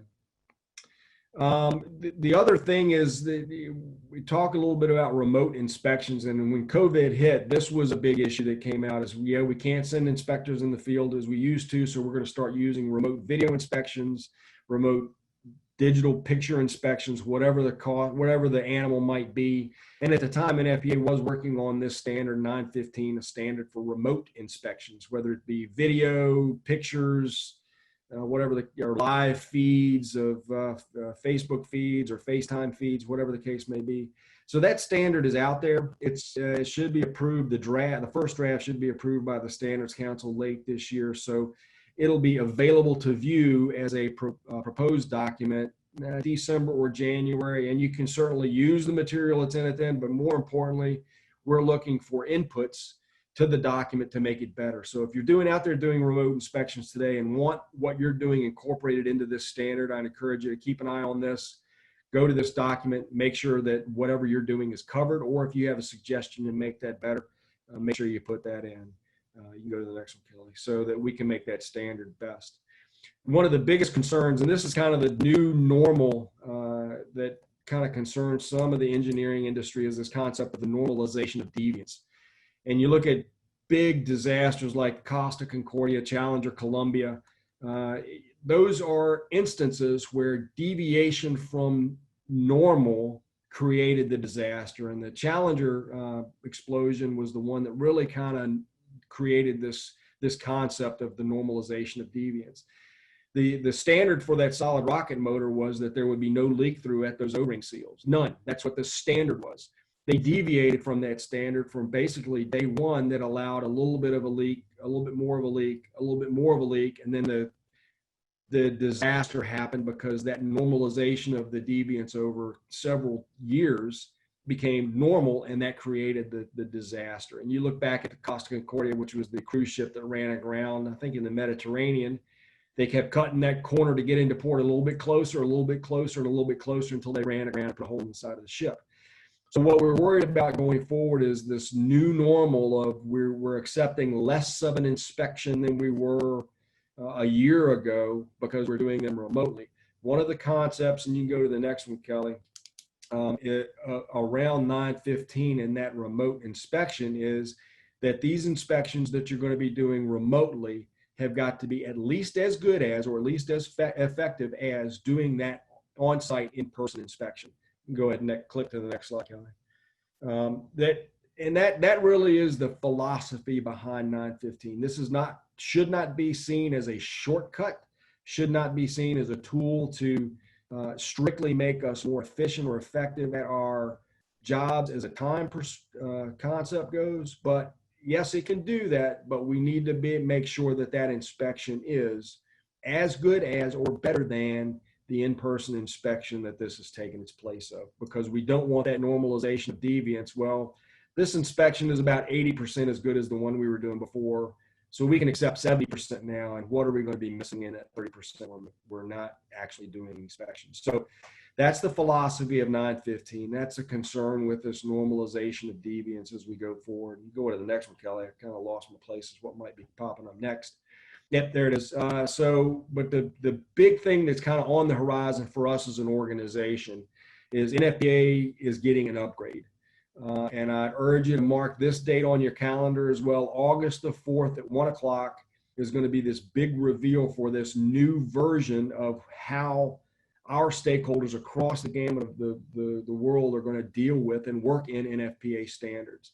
Now we've got the National Fire Code Subscription Service where you subscribe to and you can look at the document, you can download PDFs when they exist, you can work in it that way. This, what we've been calling for years of content on demand, is going to have a new name for it that I can't tell you what it is until August the 4th, but tune in then and you'll see what this new version is. I will say that I think it's going to really revolutionize how inspectors do business. I think it can revolutionize how the design and construction industry does business as well. But I just say tune in on the 4th and you'll get more information there. The biggest part of that is that rollout is going to be very heavily National Electric Code centric. So that's going to be the first step. The reason they went with the NEC first is it is our biggest, most widely used, and probably most complex document that's out there. And as they developed this platform, they knew that if they could make it work for the NEC, having NFPA 1372, 1300, and all the other standards that we produce as part of this platform is going to be an easy fix. So initially, it's going to focus strictly on the NEC, but get out to the August 4th rollout to see what that's about. And you can go to the next one, Kelly. Lastly, and I'll kind of wrap it up because I know we're over just a minute, is all of this falls into the concept of the fire and life safety ecosystem.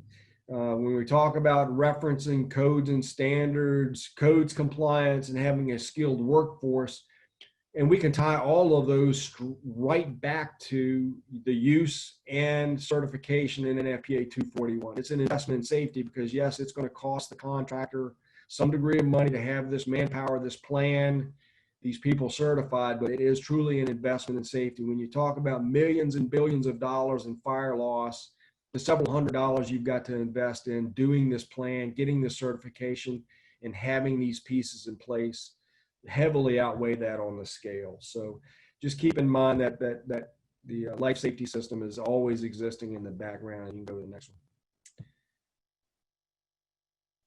Well, so we're officially we're officially passing the torch. This mug right here. This is Jocko. So if you ever hear him, he'll talk about good anytime there's a challenge. This is the first summit that took place in Alabama. This was the Motley Crew at the Alabama Fire College of the original group that put this together in 2016. And we even did a class picture. We did a day and a night session. So I thought y'all would like to look at that. And then this is what it looked like last year. Room full in Pelham. We did a Remember and Win pre-conference, and then we did a group shot afterwards in Alabama.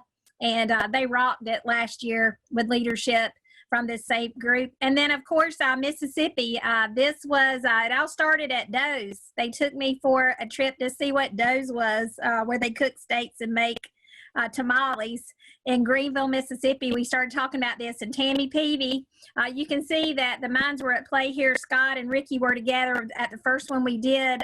We did it in conjunction with their educator conference, and we did it ahead of that. And then we quickly decided that it might make sense to move it to Pearl to the Fire Academy. And this is a picture from last year here at the Mississippi Fire Academy, and you can see we had a packed house as well. So I would tell you that Alabama and Mississippi are leading the way. And I am so proud of the work that you've done. And I want to make sure you have Robbie's contact information as well, so he'd have it. But a big thank you from NFPA for the work that you're doing on public education. You have made a huge commitment to how do we take pub ed to the next level? How do we take public education and turn that into something that is specific for our community? So with that, Robbie, any final words from you, and we'll turn it back over to Tammy. Yeah, I'll just make one comment. Somebody asked about how somebody could sign up for the Louisiana Summit coming up next week, and Tammy posted a link to that in the chat. So if you're interested in that, you can go there. And I'll say that while Kelly's not in Alabama or Mississippi, the NFPA is a big team, and I because I live in Virginia, I've dealt with things for Greg Cade in Virginia, and if there's something going on in Alabama or Mississippi that I can't get to, I'm going to try to drag Kelly across the river and over to you guys. So if you've got Kelly's information, feel free to reach out to her and she'll get it to me. Vice versa. It is a real big team, and we're all kind of talk a lot. And now that we're going virtually, we actually talk more than I think when we were on the road. But we are a big team. Don't think of Kelly as leaving. It's just she's got a different geographical focus now. She's still on the job and carrying her passion forward. So thank you guys for having us. We'll thank Kelly and Robbie again for that great presentation. Next up, we've got Diana Hewlett from the Alabama Fire College. She's going to talk to us about social media and how to effectively use that in our CRR effort. So take it away, Diana. I'm Diana. I am fortunate to be the marketing specialist for the Fire College. If you're not familiar with us, we train firefighters, paramedics. We also do a lot of DoD training, contract training, industrial training, hazmat training. We like to stick our nose in just about every kind of training we can. So one of the best parts of my job is that I get to support fire departments in their efforts, and it's a lot of fun, and I get to use social media to do that. And my kids will tell you that mom plays on Facebook for a job, and that's I kind of do get to play on Facebook a lot, but it's one of the best ways, especially right now with all this dumb pandemic stuff, that we can actually reach a large number of people, since our traditional methods aren't working. So I love quotes, so I'm going to put a few here up on the screen, but my favorite one here is by Ben Franklin: "An investment in knowledge pays the best interest." So what we put into our communities, I feel like, is what we're going to get out of our communities. Social media is a great way to interact with your community. And by using social media, you can create trust and build rapport with citizens without even leaving the station. By communicating with them, you show them that you care. You care about their well-being and safety enough to reach out to them and warn them about a particular risk, or educate them about actions they can take to minimize that risk. And by educating them, you directly contribute to those risk-reducing behaviors, but that's not only good for them, you know it's good for you too, because when you respond, the less risk there is for everyone, the better. And by utilizing social media, it's a no-brainer. If you're not using at least Facebook and Twitter, Facebook especially, it seems, then you're missing daily opportunities to invest in a wide section of your community with virtually no financial input required. I'm going to provide this presentation, so you'll have these links. These are just some articles that I thought were really interesting. A lot of them are indicative of your personal presence on social media, but I think a lot of them can be applied to your organization or your department's Facebook page, as far as what not to do on social media, what not your employees don't need to do on social media, and how to just basic behavior things. Some of them go into First Amendment even. So if you don't have a social media presence already, or if you do and you're wanting to sort of be more active with it, you need to know that you don't have to reinvent the wheel. All the resources you need to create posts of substance are free, and you don't need artistic ability, you don't need expensive software, you really don't even need that much technological know-how. The organizations that I trust to provide content are NFPA, U.S. Fire Administration, Vision 2020, UL's Fire Research Lab is awesome too. So all of those provide anything you need. I highly suggest using these groups and the resources that they provide to enhance your post, because it gives credibility. It gives some really nice graphics that are professionally made already. And a lot of them, you can even put your logos on. I'll talk about that in a minute. But all four of these websites provide images, videos, GIFs, tip sheets, things that can be printed, things that are just for sharing on social media, and they're all backed by research and scientific evidence. So they're doing all the homework for you. I wanted to tell you about our community risk reduction guide that we developed for Alabama. We had a lot of help from Georgia, and Spell Check and Skinny can hop in, and Holly can all help with who all was involved in this, but I know we did have help from Georgia, and we are very appreciative of that. But if you haven't looked at the community risk reduction guide, your state may have one. If you're in Alabama, we really encourage you to download this guide, and this link here that's green will take you straight to that website, where there are all sorts of resources. This is a year-long weekly calendar of posts that you can share. You could use one or two of them. You could use it to supplement your existing social media calendar if you already have one, or you could use it to sit down and plan out your post for the entire year or just the month ahead.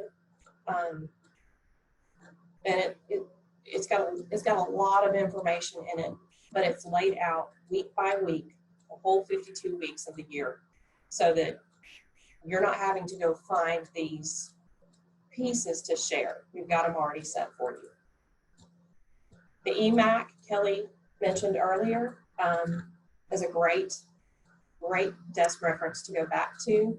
It's got all the tools and information you need to plan out not just your social media posts, but all of your risk reduction.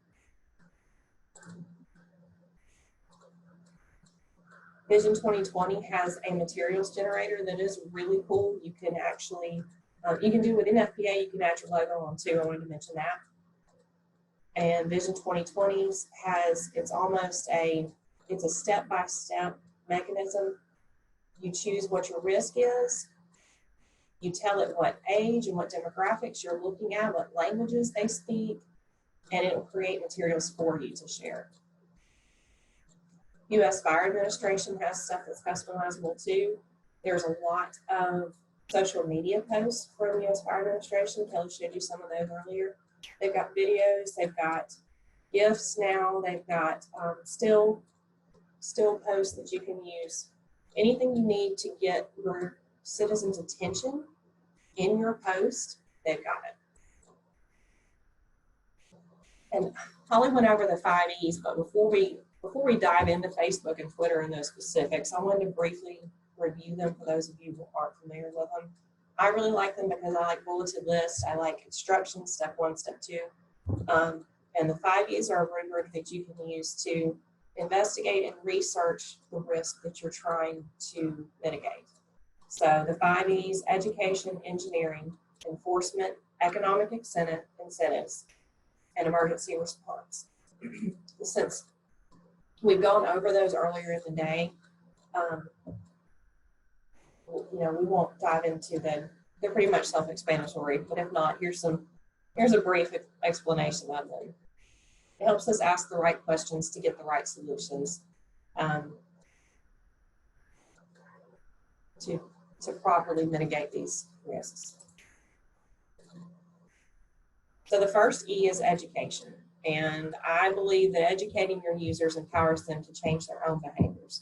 That's going to stick with them longer. It's going to make more of an impression. It's going to make them more apt to share that information with someone that they care about, which is exactly what we want, right? We want to tell 5 people, and those 5 people tell 5 people each.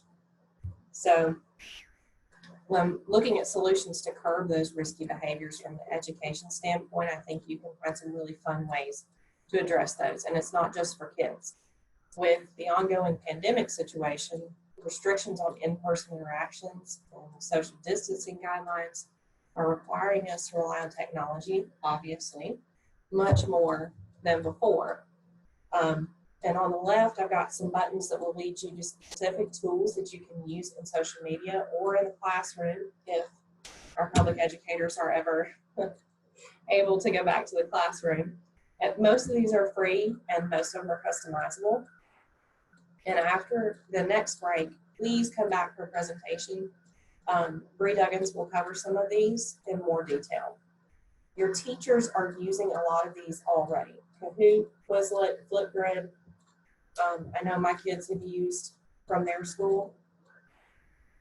So, and if you will, in the chat, share some ideas, because I really miss the in-person networking part of this summit and conferences. So share your ideas on how we can educate your community, what's working that's an old way of doing things and what's working that's a new way of doing things. So it may be that fire safety bingo was your best hit with the kindergartners at your local elementary school. Well, now you need to transition that into something that they can do online by themselves with a parent at home. So you might want to utilize one of these other websites that I showed you. I want to show you some specific social media posts that I've seen from around departments in Alabama. I want to highlight some of the great things they've done with these posts. So the first one I'm going to pick on is Center Fire Department. And if anybody is here from Center, hi. Center is in North Alabama, and it's a beautiful, beautiful place to visit. Within 30 minutes of this post, 6 people had shared this post within 30 minutes of Center Fire Department posting it. And one of those shares was from another fire department who shared it to their citizens. The information in it is concise, it's short, there's not a lot for them to read. And it's written without a lot of fire service jargon that those of us who don't have a fire service background need to learn, to understand. And it ends with a relevant and popular hashtag. It's got close before you doze. So these pictures are really clear and nice, and they grab your attention. And one thing I like about this post too is that it appeals to everyone. This could be anyone's closet, regardless of background, gender, whatever. This could be your closet. Those could be your tax documents. Those could be your family photos. Those could be your, family heirlooms in those boxes. Those are your clothes hanging in the closet. It doesn't indicate anything that would point to one particular person or group of people or anything. It appeals to everyone. This could be anyone's closet. So they're illustrating that simply closing your bedroom door, what a difference that makes. This was the only door closed in the house. This was the only space in the home that was still intact. So our next E is engineering, and this E looks at reducing risks in the community by technological resources, such as fire sprinkler systems, smoke alarms, car seats, bike helmets, life safety jackets, those kind of things. What products can we use to apply to the problem? A lot of good resources that I found for this are the National Highway Traffic Safety Administration has some great resources. NFPA's got great tip sheets. Safe Kids Worldwide has great stuff for car seats, and they post a lot. A lot of areas have their own Safe Kids group, so you might want to seek them out in your area and see what partnership you could have with them. UL's Fire Science Laboratory is great. The Consumer Product Safety Commission is very helpful. They've got great information. Vision 2020. So what information can we provide from an engineering viewpoint? What can we share on our social media to reach our citizens from an engineering standpoint? That's the question we need to ask to solve the problem. I'm going to pick on Aniana next. So this post from Aniana is from Facebook, and it's got a nice clear graphic of a smoke alarm with fire. Grabs her attention because everybody likes to see fire. Our citizens don't realize how dangerous it is until they experience themselves. And this post bases it on fact. This is something that actually happened, so it grabs their attention. It makes it personal. It's talking about saving lives and property. And when we talk about lives and property, those two things matter to everyone. There's not anyone that's not attached to their family and their stuff. They also brag on themselves, and I think that's a really great thing. I don't think in this instance that bragging is bad.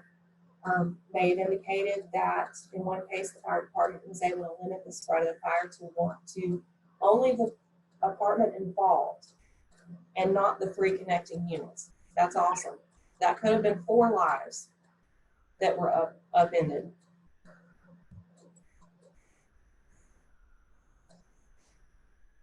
And then they end it with scientific reasons and language, again, that is not jargon, that would make sense to everyone. So Northport Fire Rescue, we touched on the bed shaker smoke alarms earlier. They have a partnership with Red Cross, and they tweeted recently showing their Red Cross members and their fire department members that went and installed special hearing impaired bed shaker smoke alarms in their community. This shows that they're active in serving every member of their community and meeting as many needs as they can. And that they work with established and trusted community partners. Everyone knows the Red Cross, trusts the Red Cross, so that's a great partnership for them. And on the right, Safe Kids from Columbus, Georgia, posted about a bicycle helmet giveaway.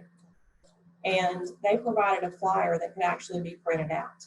So that's something that you can do as well. It's a lot more in depth, it's a lot more information, but that information, that flyer would be great for a news station or a newspaper or a radio station or community groups, church group to hand out.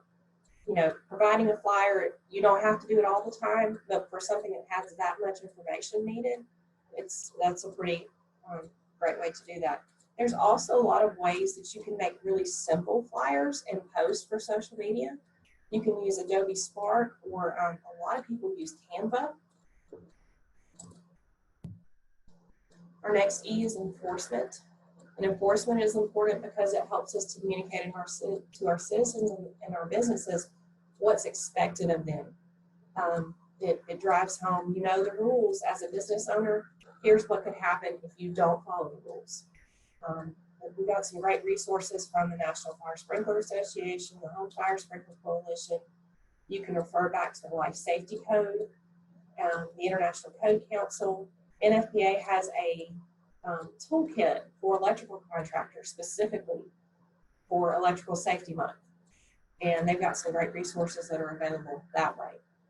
The great thing about this E is that because you're based in the communication on laws and codes that are already established and in stone, the material is there and available and easy to share. So keep adding those resources in the chat, because I love to see new resources and share them.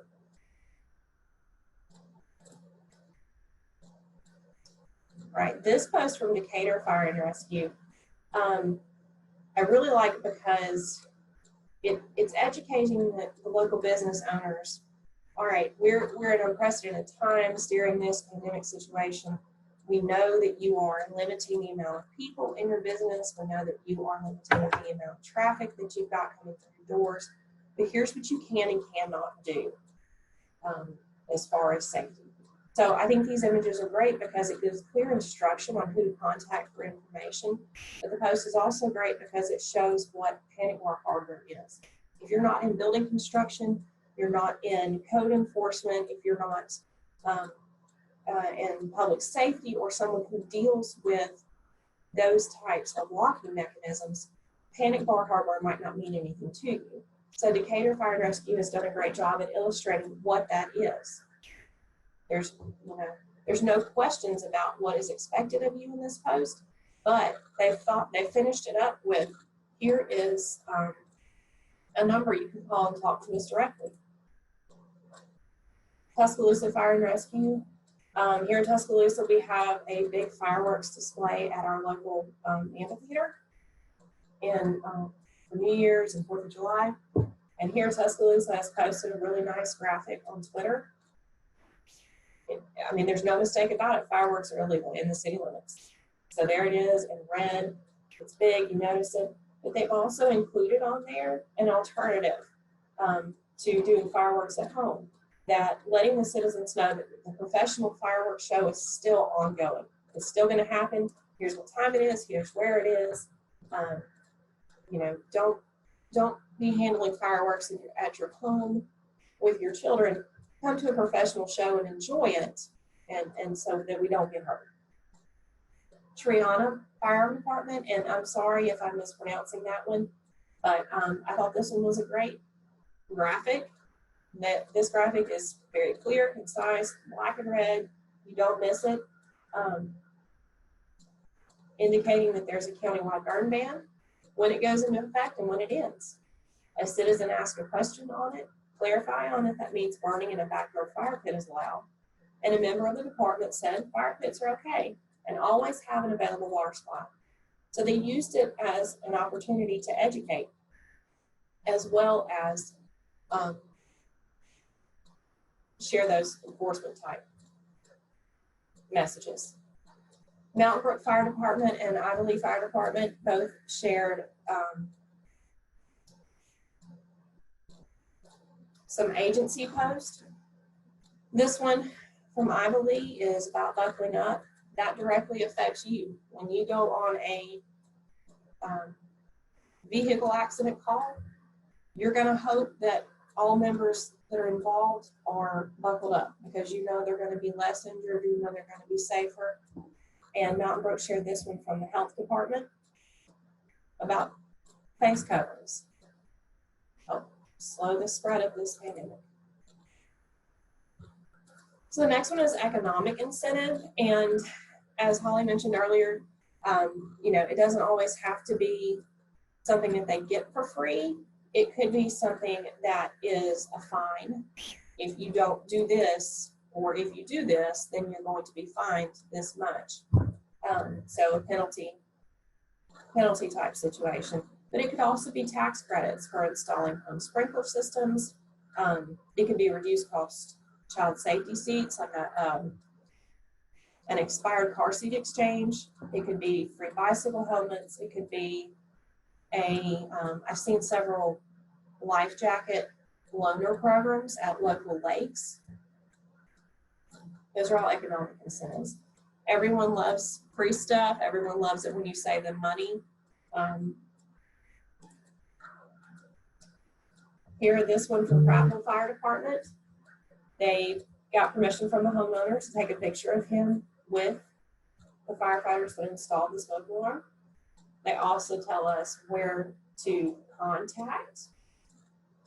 And also, they also mentioned that they're taking safety precautions. So they're not going to come in your home without masks and not following the CDC guidelines. So they're putting their citizens at ease while they're showing you that they're still working, they're still putting smoke alarms in homes. This one from Montevallo Fire I thought was great because it is it's about food insecurity, which is something that we don't always think about. And posts about economic incentive don't always have to directly relate to a fire service or public safety issue. This post informs them about a food distribution event. And, food insecurity is not a public safety issue per se, but by spreading the word about this event, the readers see proof that the department cares about the welfare of their community members. And, you can use an event like this to talk about cooking safety. Or you could use an event like this to have an opportunity to say, hey, do you have smoke alarms in your home? Are they out of date? Are they, have you checked them recently? So posts like this don't always have to be directly related to public safety messages. But both of these posts provide your department with those opportunities to go a step farther and discuss prevention. Emergency response is our last E, and it's the one that you have a career because of. You got into the fire service or law enforcement or became a paramedic because you wanted to help people at their worst moment and be a positive in their worst moment. So we've got some resources over here on the left. Remembering When is a great program. If you haven't done the Remembering When program, I highly recommend it. We've got some links to some other ways that you can promote safety from a response standpoint here. By using your social media, you can educate them on dryer safety. Have you cleaned out your lint dryer? Have you cleaned the lint out of your dryer? And what risk that can cause, how that can start fires that you aren't expecting before the emergency happens. So share those interesting ways that you've influenced your emergency response in the chat. So I'm going to finish up. I want you to tell your story. I think that's really important. That's my favorite part of my job, is that I get to tell the fire college's story, and I get to tell the firefighters of Alabama's story, and even in the U.S. and the world, I get to tell the world what first responders do, and it's so much fun. But if you want to convince people to learn a life-saving behavior that they can do at home, calling 911, performing CPR, using an AED, tell those success stories. This is a great one, with permission from the individual, of course. This is a great one from Springville Fire Department from a couple weeks ago. This man that you see here in the picture with his family, he had a heart attack, and his family saved him by doing CPR. A fire chief, I may be getting the details a little fuzzy, but I believe one of our fire chiefs is actually a neighbor, and he brought over an AED. And so this family and the neighbor saved their loved one by use of CPR and AED, calling 911 and those things. You want to involve your users, make them part of your story. So Altoona Fire Department shared a news story stating that Alabama volunteer firefighters need bottled water. What is easier to donate to somebody than goods you can buy at the grocery store? So they rally their community around them and pull their community into their story. And then, like I said before, I think it's good to brag on yourself. I liked this post from Brindley Mountain because they posted something that I didn't even think about. I'm not from a fire service background. I am civilian. And I thought this was really neat because I never would have thought about firefighters needing to visit a construction site. But if something were to go wrong, you'd need them there. So here they've posted that they visited a bridge project. And if you're like any of us in Tuscaloosa, we want our bridge project finished safely and quickly. And so they posted that they went and familiarized themselves with the area. They noted that they saw 2 entrance and exits and that they were going to check back in. Clue them in on activity that might result in calls or cause general concern. So Morris Mill posted that they were conducting a training burn. This one's great for 2 reasons. Not only are they communicating with their citizens that there's going to be activity in their area, it will cut down on calls, telling them if there's a house on fire. They know it's a training burn, but it also shows that they're training. And I love when our fire departments show that they're training. Cusada, sorry if I'm mispronouncing that one, but this is a video. They posted several short videos of training from their members, told that it was on a Thursday night. It shows them that they're prepared. It shows them that these individuals were spending time of their own time to train to be prepared for your worst day.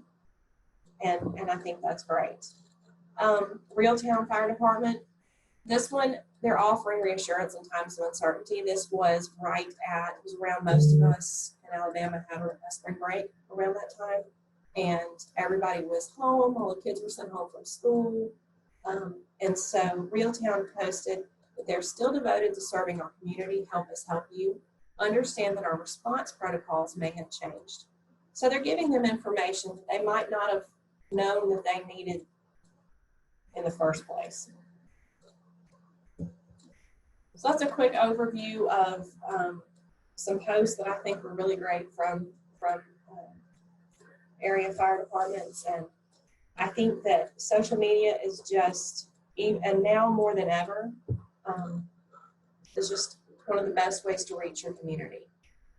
And so if you've got any questions that I can answer, my email address is there. And if I don't know the answer, I'll find you an expert. But were there any questions in the chat or any?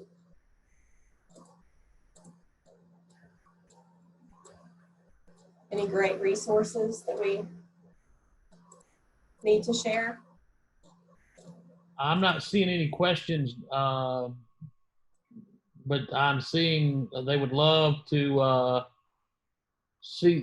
have your slides. They took a few screenshots to show their chief what was going on there in the background. Yeah, there's even one of the articles is even how to incorporate social media into your departments every day if it's not already. And I know sometimes we may have to approach administration, no matter what our job is, and justify why we want to do something new. And so there's resources out there for us. But yes, I will happily share the slides, and I put links on most all of the buttons. But if you can't find a link for something, I can't sing or dance or cook, but I can find links. So let me know. It's like 3:14 according to my clock. But so we're going to let Breen take over. She's going to talk about some using technology in our programs. So we're just going to turn that over to you, Breen. Okie dokie. So give me just a second. Let me shift. So I've already got my slides up. I do have my chat window up. So if you have a question as I'm going, please put in a chat window. I know that we've got a couple people that are going to monitor chat for me, and I'm going to try to monitor at the same time. And then I'll also have a section at the very end that you'll be able to ask questions as well. So what I'm going to be doing today is I'm going to be talking about taking technology into the virtual realm. And I'm going to show you some ideas for how to reach your audiences in this new virtual world that we are navigating together with all of the COVID restrictions. And I heard in the last presentation talking about not knowing if our teachers are even going to be back yet, and what even our educators in the fire department, and being out in the public and what that means and what can we do. So let me get that. There we go.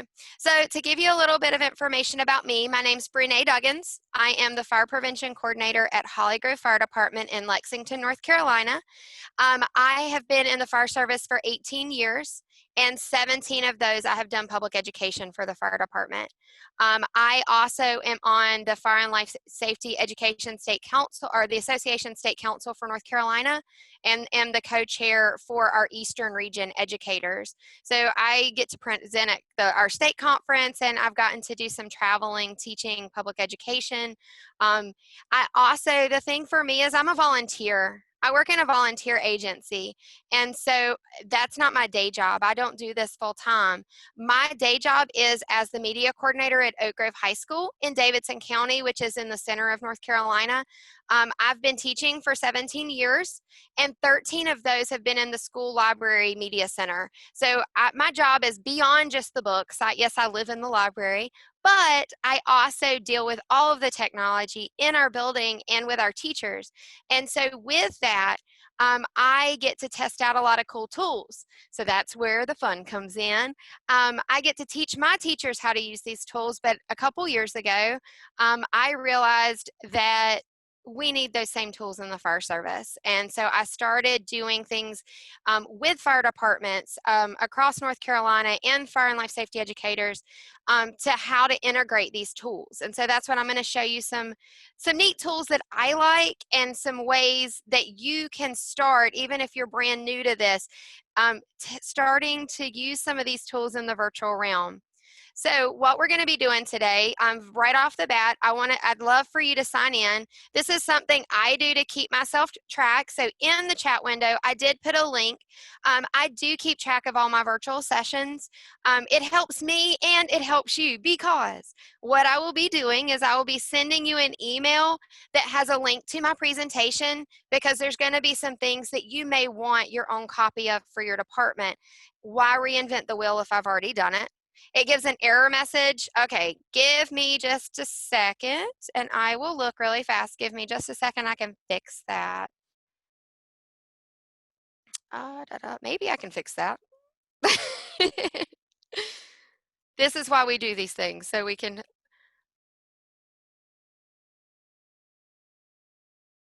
While I'm fixing that, so what I'm going to be doing is I'm going to be sharing some stuff with you that is, we're going to start from the basics, and we're going to move out to, it does give you an error message.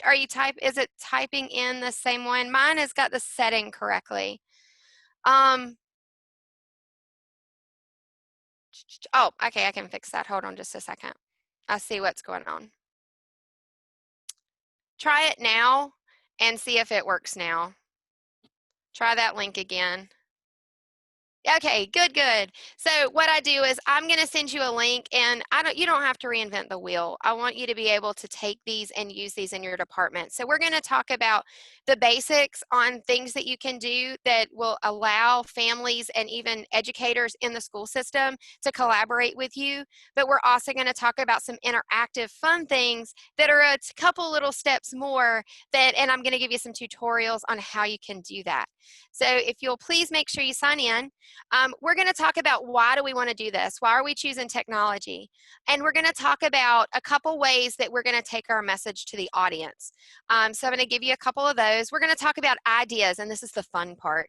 I'm going to share with you some really cool examples, or at least I think they're really cool. I hope you do too, of ways that I am doing that with some of the Fire Prevention Week messages as I'm building for later in the year as we're starting to prep for Fire Prevention Week. And then I'm going to give you some tools and resources so that you can go back to your departments and you can do this too. So why do we want to do the technology?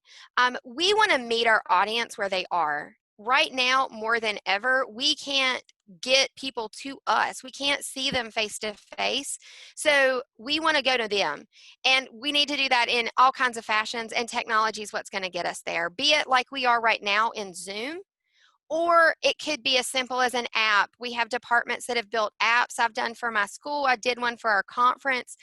Your department can do things like that. We can, you know, the last session was talking about social media. We can reach a ton of our audience and our families that way. Some departments do newsletters. There's all kinds of things that we can do. Technology and going digital is a part of our daily lives.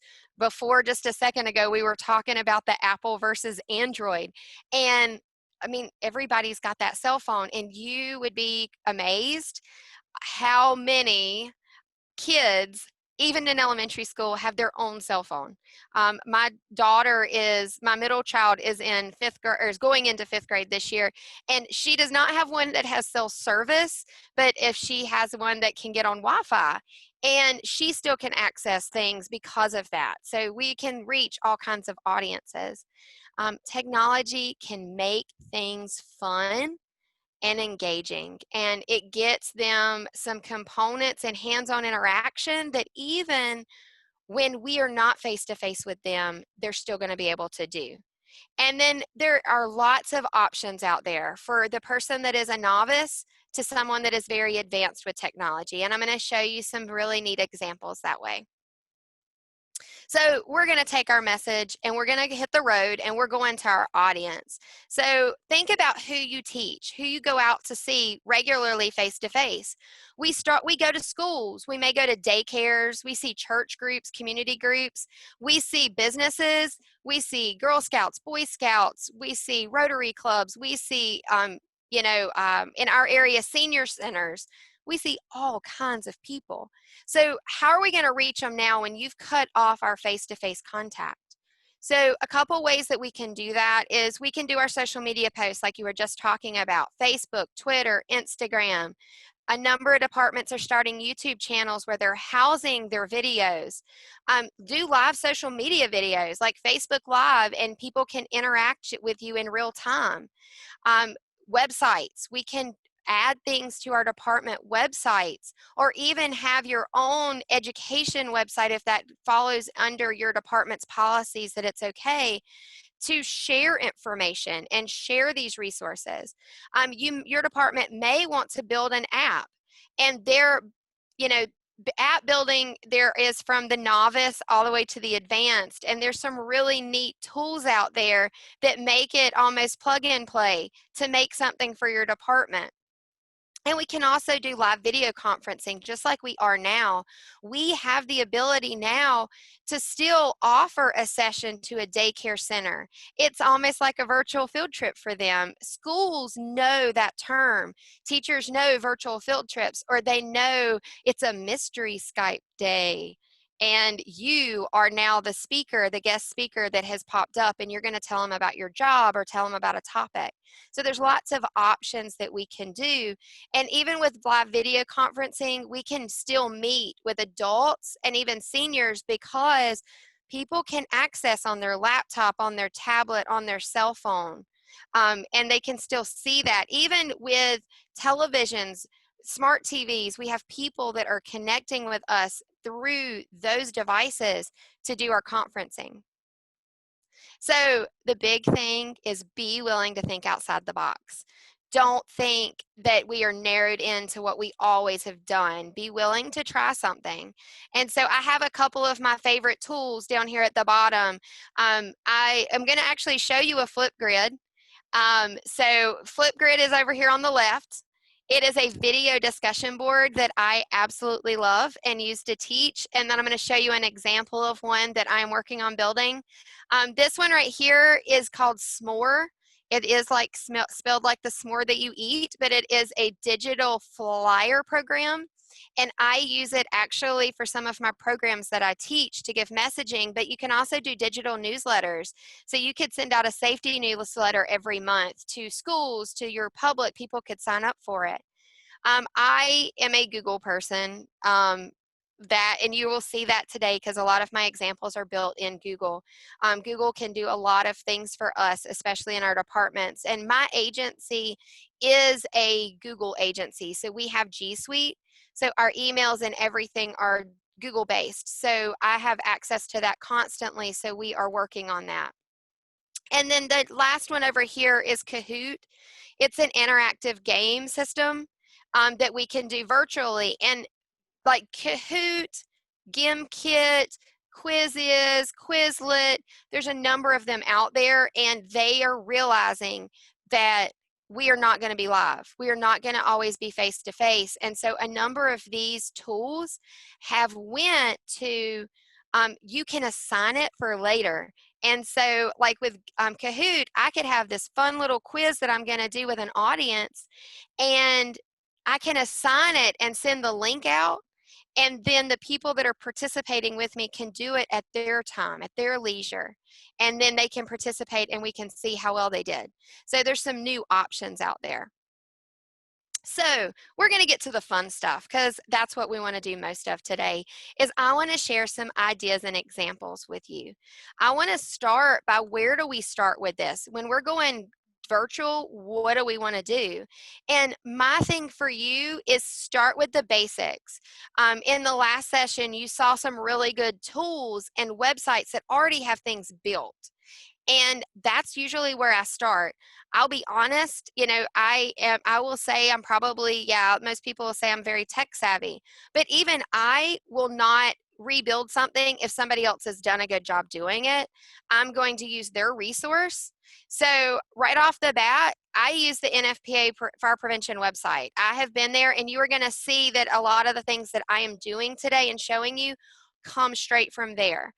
Why reinvent it? I use a lot of their resources and their videos. And when I'm doing my Flipgrid example, you're going to see that all of my examples that I was using are NFPA links. They're from their YouTube channel. They're from the Sparky website because they've got great lessons and they're condensed. And then all I need is for people to like do the activity with me after they've watched the videos. So it's a great place. So I use the NFPA Fire Prevention website and sparky.org a lot. Another place that I go is I do use the NFPA lesson plans. Oh my gosh, those 10-minute lesson plans are a lifesaver for me. And if I'm doing a really quick lesson virtually, those 10-minute lesson plans still work when I'm communicating with people. So I can still do that. And I love that as a great resource. I also, when it comes to social media, and I'm not sure if this was mentioned because I came in at the end of the last presentation because I was teaching a class and it finished.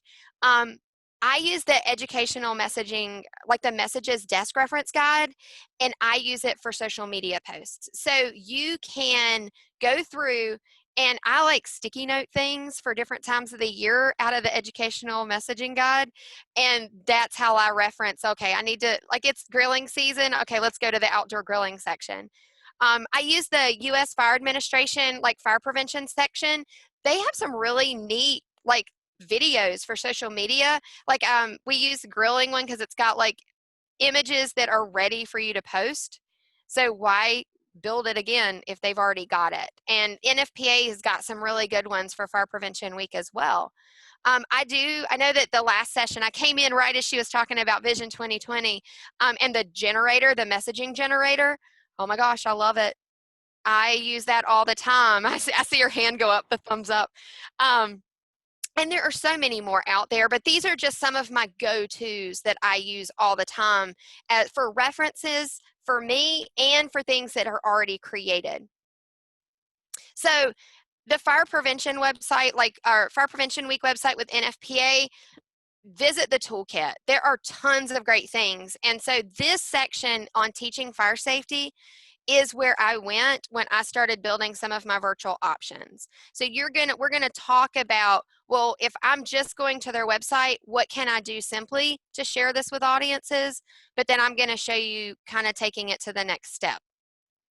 So starting out, those NFPA activity sheets, well, simple, we can make copies, we can share links to videos from their websites, we can post them on social media for families and talk about, hey guys, you know, we're getting ready for Fire Prevention Week. Here's a great activity for you to do with your family. And we can even post a video of us talking through the explanation just to give them an extra hand. Or, hey guys, we're going to be doing this today. Let's talk about this video that we just watched and do a Facebook Live where people can ask questions. You can work with your teachers. Even in a virtual world, your teachers are going to want things that they can do and offer their students as extensions. Like I said, I teach in the public school. We had teachers that were struggling to find things for kids during the day because it is a different realm teaching those kids face-to-face versus being online. And so they want some things for those kids. Their parents have them all day long. They want some ideas of things that they can say, hey, let's go on this virtual field trip, or hey, let's watch this video and do this activity. So your teachers are looking for these things. And I'm going to show you one example of what I'm going to do with my elementary school in my district to offer that to them that they'll be able to use in a virtual world. We can link on our department websites these activities, and I'm going to jump out to their page in just a minute and show you some of my favorites. And we can also email newsletters. We can email it in newsletters. You may have homeowners associations. You yourself, your department may offer a newsletter to the public, or your city might send out something, and you can share those links to these activities and these videos that way. So now we're going to talk next step. Is what do we do if we're ready? We do that already. Some of you are probably going, oh, Bree, you are like way behind. I do that already. Everything's out there like this. So now you're ready to go to the next step, and now you want to take it on the road and be interactive. And what I'm going to show you is using Google Slides to do that. Two things that I always do when I'm doing these, and you're going to see different versions of this today. One is I force a copy. If I'm sending something for families to use out of Google, I want them to have their own copy of it. And most people there are still a couple people that still are like, well, I don't know what make a copy is, or I don't have a Google account. They're easy and they're free to set up, so we can even help them with that. Rebecca said that she's been using Nextdoor a lot, and absolutely, it's a great resource to reach out to audiences, and you can send those links and the activities and the tips and hey, visit. So you can go through and send that information out there. So make a copy, and you're going to see that it's going to show you when I click on a link in a minute that it's going to make a copy. That's why I'm going to send the slides to you, because you are going to make your own copy of some of these. If you want a copy of my activity, it's going to make a copy for you, so you have it for you to use for your department. The other thing I do is I do use preview mode, and what that does is it takes my slides when I send a link to somebody, and it takes the editing part off, but it also takes, the way I'm using it is it is going to take off the bottom. If I come down here, you see I've got the tools down here. Well, it's going to take that off also. It's going to take the ability to move left and right. And so I'm going to show you that, and I'm going to show y'all how to do that too. The cool thing for these interactive activities is families, classrooms, they can interact on these. They can interact on a computer, they can be on a tablet, and they can be on a cell phone. And in the classroom, if they have any kind of interactive board, be it a smart board, be it a Promethean board, be it Mimeo, be it an eBeam, be it whatever, there's IPEVO's got interactive tools also to turn boards into interactive tools. those kids can now walk up to a dry erase board or a Promethean board and touch the board, and they can touch it and move things around, and they're going to be able to interact. And so I'm going to show you how that works in just a second. So I'm going to jump out really fast, and I'm going to jump over. We were talking about the fire prevention website. And so where I am getting all of these, if you have not visited the NFPA fire prevention website, I am under Toolkit. So when I click on Toolkit, I'm going to be able to scroll down, and the activities that I am using are going to be down here in this Teach Fire Safety part. So I'm actually starting with like the sorting activity. We're going to start there. When we're looking at this particular activity, this is not what it looks like in the program. Like on their sheet, the kids are going to cut these pictures out, and they're going to cut and paste like glue and scissors. Well, if we're wanting to make this interactive, what my activity has it is now these kids and these families can click on a picture and they can drag it to the appropriate column. So they can go through and they interact with it. So this is what my interactive one looks like. So this is what I was saying about make a copy. When you click on these and when a family clicks on this link, they're going to click on a copy and it is now their version. They're not going to make any they're not going to make any edits and change my version of this, my original. So now this is an additional copy. So this is a hot or not sorting activity. So the original activity looks like this. So you have your hot and not columns, and down at the bottom, they're going to cut and paste these. So for me, what I have told them, I'm telling them the same instructions. You know, there's many things in your homes that are hot or can get hot, and we want to stay away from hot things. They can hurt you. So now we're going to tell them to sort the pictures into the right columns. So now when they come into this page, now they can go in and they can move things. So if I'm looking at my fire pit, I can drag it over and put it into the hot column.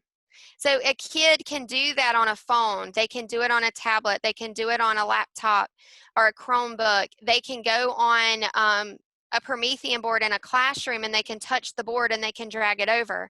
I can move Sparky over to the not hot. So families can discuss these, and if kids are unsure, they can talk to the families about this as they're doing it. So this just makes it an interactive activity. So that's one of the examples.